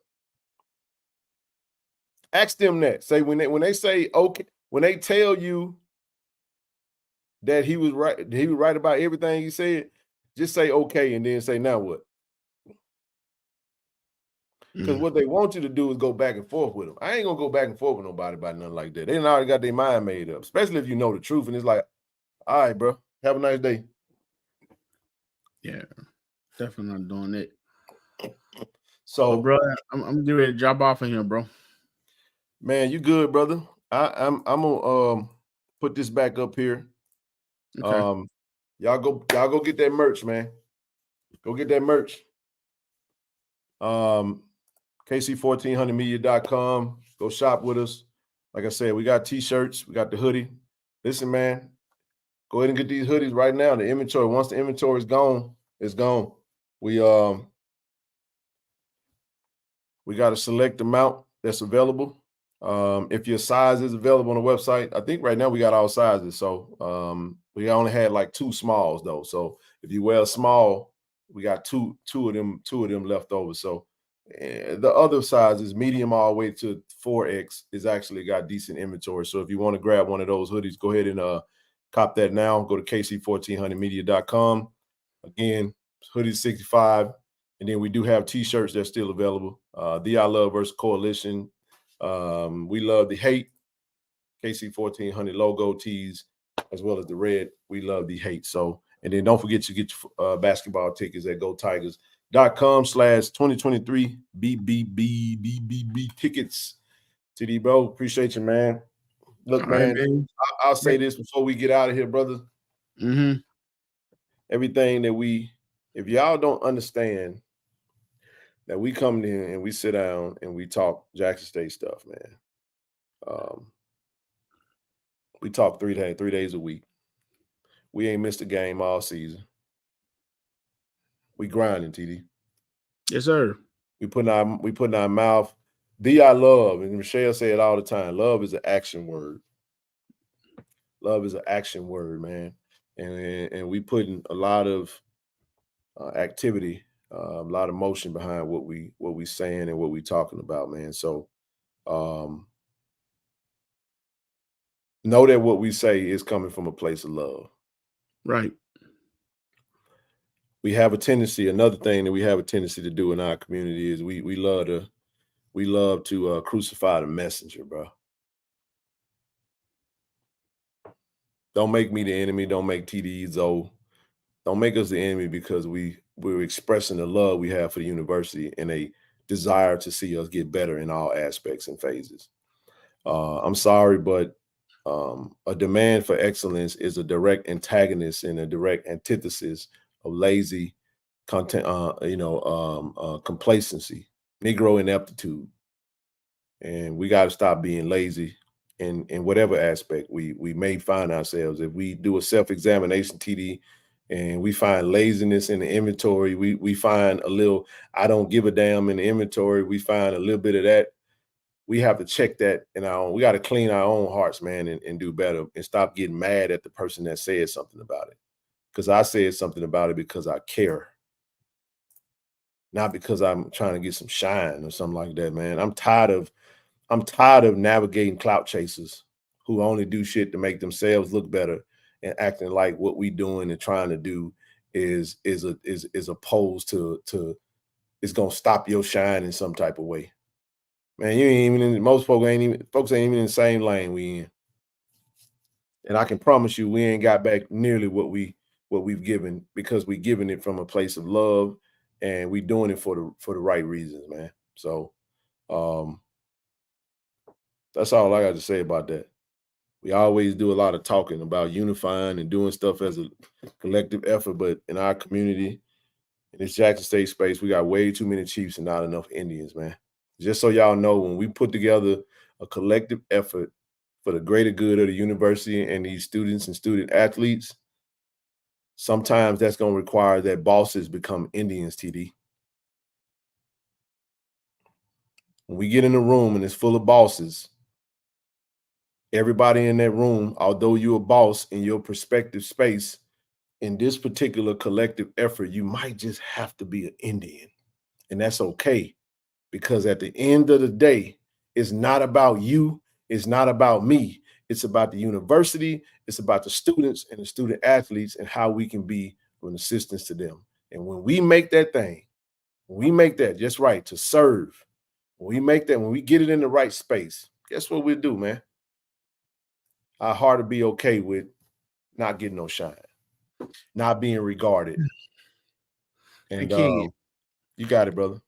Man, I really hate to cross. I really hate to cross this boundary and say this. Listen at the ticket sales and you look at the way a lot of stuff goes, you wonder why we have the formal division that we have a lot of time. And we get mad because we feel like the other side is doing too much. But yet and still, they got their ducks in a row and everything is progressing. They're able to build and have success on doing this because they're doing things by the book and everybody's giving it, no one trying. But then you come over here and we can't get what we need to get done because everyone is trying to line their pocket and take for someone. We're always looking for the hookup. And when you learn better, you're supposed to do better. That's why I say I bought a hoodie from Rick Deuce. Shout out to Rick Deuce. Just dropped some fire hoodies, man. Go to IamPublicFigure.com, shop with my brother. Go to Reed Enterprise, shop with my brother. Go to anybody that's got that fire merch. I love the hoodie you just dropped, man. And you know what? I don't ask for discounts. Right. If you want to give me a discount, you give me a discount. But you're still paying. Yeah. I don't ask for discounts, bro, because right. I ain't never seen Gucci have a sale, bro. And what I mean is, I ain't never haven't seen them have no clearance. Maybe I'm tripping or something because I ain't never seen designer have, you go in there, the price is what the price is. You know what I'm saying? They sell what they got and they move on. But my point is, ain't nothing wrong with getting a discount. Ain't nothing wrong with getting hooked up, but I always let the person who's doing that take the lead on that, TD. I ain't going in there looking for that. You see what I'm saying? That brother is working his butt off, man. Shout out to Deuce, man, because Deuce went out there and dropped I know we talked a little while ago and he was talking about, he was definitely gonna push his brand, and bro, he just dropped the uniform for South Delta, bro. Who go check out his IG page, bro. I'm talking about a home and an away uniform, full football uniform that's actually branded through Public Figure. That's crazy to me. And bro been doing some fire. He teamed up with Filminati. He been dropping some things. Got the JSU Boom jumpsuits, dropping that fire merch. And you know what? That's a good brother. Every time I see him, we cool. We gonna dap up. We gonna chop it up. But I ain't gonna ask for no discount. Whatever his price is, his price. If I like what he's selling, I'm gonna buy it. Now, if he felt like, hey man, I got a little something, I want you to, here you go. That happens too. You see what I'm saying? Like merch made us brand ambassadors, for his business, for his company, sending a hoodie over his way. And yeah, man. So yeah. The hell was that, man?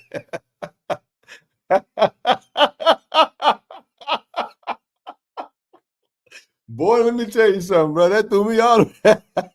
No, what happened? I went to Public Figure site and when nothing happened. Well, it just no. You gotta go. No. Go to I am Public Figure. Yeah, I mean, I was on it, and when I know how it has to drop down where that heart is, you click on what you want, click on Jackson State, and it just was spinning. Okay, it's on there, bro. Started playing. Yeah, I just shut it down. No, you good, man. No, you good, bro. No, he doing his thing. Shout out to Rick, man. But no, also shout out to brother Thad, man. Reed Enterprise, fire merch, bro. I mean, every time you see them, they gonna have the booth set up. We don't sell JSU merch, so I'm buying from everybody, man. That's got merch. More specifically, them two, because I'm just I like what they put out there, man. So just wanted to mention that. I mean, just make sure I get the standard hoodie. I love that hoodie, bro. And if you know what I'm saying, if you hadn't already placed an order for yours, you might get left in the cold, literally. Hey, look, man, that thing fire, man. Hey, I can't wait to get them. That thing gonna be. And look, it's about to get cold. It was cold in that stadium, dog. Hey, look, TD, what we got coming, man? We got these we got a couple embroidered hoodies coming. And I'm telling you, they're gonna be more JSU themed, but it'll be. I think the family appreciate those, man, a whole lot more. We finalizing some designs, and those both will be in Navy. So, yeah, man, we'll get them out. We'll get them out to everybody. They'll be for pre-order, but these are the available inventory on these on the website, man. Go to the website now and grab that merch, man. If you're watching and it's not live, go to KC-1400media.com. Shop with us. All the merch that's available is on the website, hoodies and T-shirts. We appreciate the support. Like I said, every dollar that comes into this platform is used to continue to advance and grow this platform. We got some huge things. I'm telling you right now, TD, I say this before we go. I had a conversation yesterday that is a game changer for us, a game changer for the foundation. Trust me when I tell y'all. And it just gave me life, bro, because of what we're doing next. Tomorrow we're delivering some things to the university that we've been able to put together for some students. We're excited about that. We're gonna drop that off in the morning. And man, we working, man. We working. And all of the work is necessary. I know people say everybody got a whole lot going on. Hey man, it's all necessary, and it's okay to all come together and collaborate. And one last thing I'll leave everybody with, NIL, man. We got to get active, man. All of you out there that are in positions of power, that decision makers at these businesses, these business owners, we got to get more active in the NIL space. if you're interested in conversations in regards to NIL and some things that we're looking to do with this platform through NIL, I mean, hey, man, give us a shout, man. Holler at us. We working. We got some things that we got brewing that we already doing. Shoot us an email, KC-1400mediagroup@gmail.com. And that's all I got, man. I got some updated NIL stuff, man, and I'm actually delving heavy into this, the knowledge and understanding of NIL TD, because that's going to be the thing that's going to be able to sustain us from an athletic standpoint. We have to be competitive in NIL space, and we want to be able to have, sign as many players through KC-1400 media brand, ambassador, deals and all that type stuff, man. We can do NIL deals through this platform, man. So we're looking to expand in that regard, but we need the support, man. We need the support. How are we going to do it if we ain't got the support, man? So we building some infrastructure, and we got some things in place to make it a little bit more simpler for those that don't understand it to understand it. And we need your support, man. So if you want to donate to the platform, Cash App, PayPal, Zelle, but more specifically for the tax-deductible donation, big boys and big donations, man. You go to Friends KC-1400 Inc. only on Givelify, submit that donation. That's all I got, brother. Hey, look, Friday, we gonna do Friday here, man. We might mess around and do something. We might do a live show, man. We might have to go back to Soleil or something, man. What you thinking? We might do a little something. Let me think on it, bro. All right. Let's see what we come up with. We might do a live show Friday night, bro, in Jackson. As we get ready to head to Itabena on Saturday. We'll roll down to Itabena on the day of the game. And I'll keep everybody posted on Friday what we're going to do. I wouldn't mind, pulling up and having some folks come out and interact with us for a nice live show on Friday. Y'all tell us what you think, man. Drop it in the comment section. Even when you're not watching it live. So leave a comment, not in the live chat, on the video. Leave a comment. Tell us if you'll be free on Friday night to stop by and come chop it up with us. And we might create a on-site show, man, for folks that are in the city to come and fellowship with us, man. We'll pick a spot that's willing to allow us, that's got, that could accommodate. And right. If we do have a spot, if we do get with Brother Ezra and choose Soleil, we'll have a tab, man. So everybody come in there and get them at least a cup of coffee, man, for y'all come in and rock out with us as we talk Jack State football and we go a little further into the Jack State Valley Connect and anything that happens between now and Friday. So that's all I got, big bro. Much love to you, big dog. I'll see you. Man. Yes, sir. I'll see you on Friday, if they say, yes, if Lord willing, if the creek don't rise and wash the bridge away. You know how that goes. Tiger Nation. Peace. Peace out. D.I. love, baby. Go Tigers. Great day to be a Tiger. JSU by 40 campaign. Coach Taylor, I was just thinking, I was sitting in my office and we were talking about Jackson State athletics, the tradition of Jackson State. You played here. What if 50,000 alums gave $40 a month for 12 months? Man, that was huge. That's money in the bank for athletic program. Let's do this, Coach. I'm challenging all 50,000 alumni of Jackson State University, supporters, fans. Let's give $40 a month to JSU by 40 campaign. 12 months, 12 million. September to August, let's win championships in the classroom. Let's support Jackson State University. Let's support athletics. And let's make sure our coaches and our student athletes are successful. So again, Coach Taylor and I are challenging you, all 50,000 alums, $40 a month for 12 months to support Jackson State athletics. Go Tigers. Go Tigers. Support the JSU by 40 campaign. Visit gojsutigers.com/JSU by 40.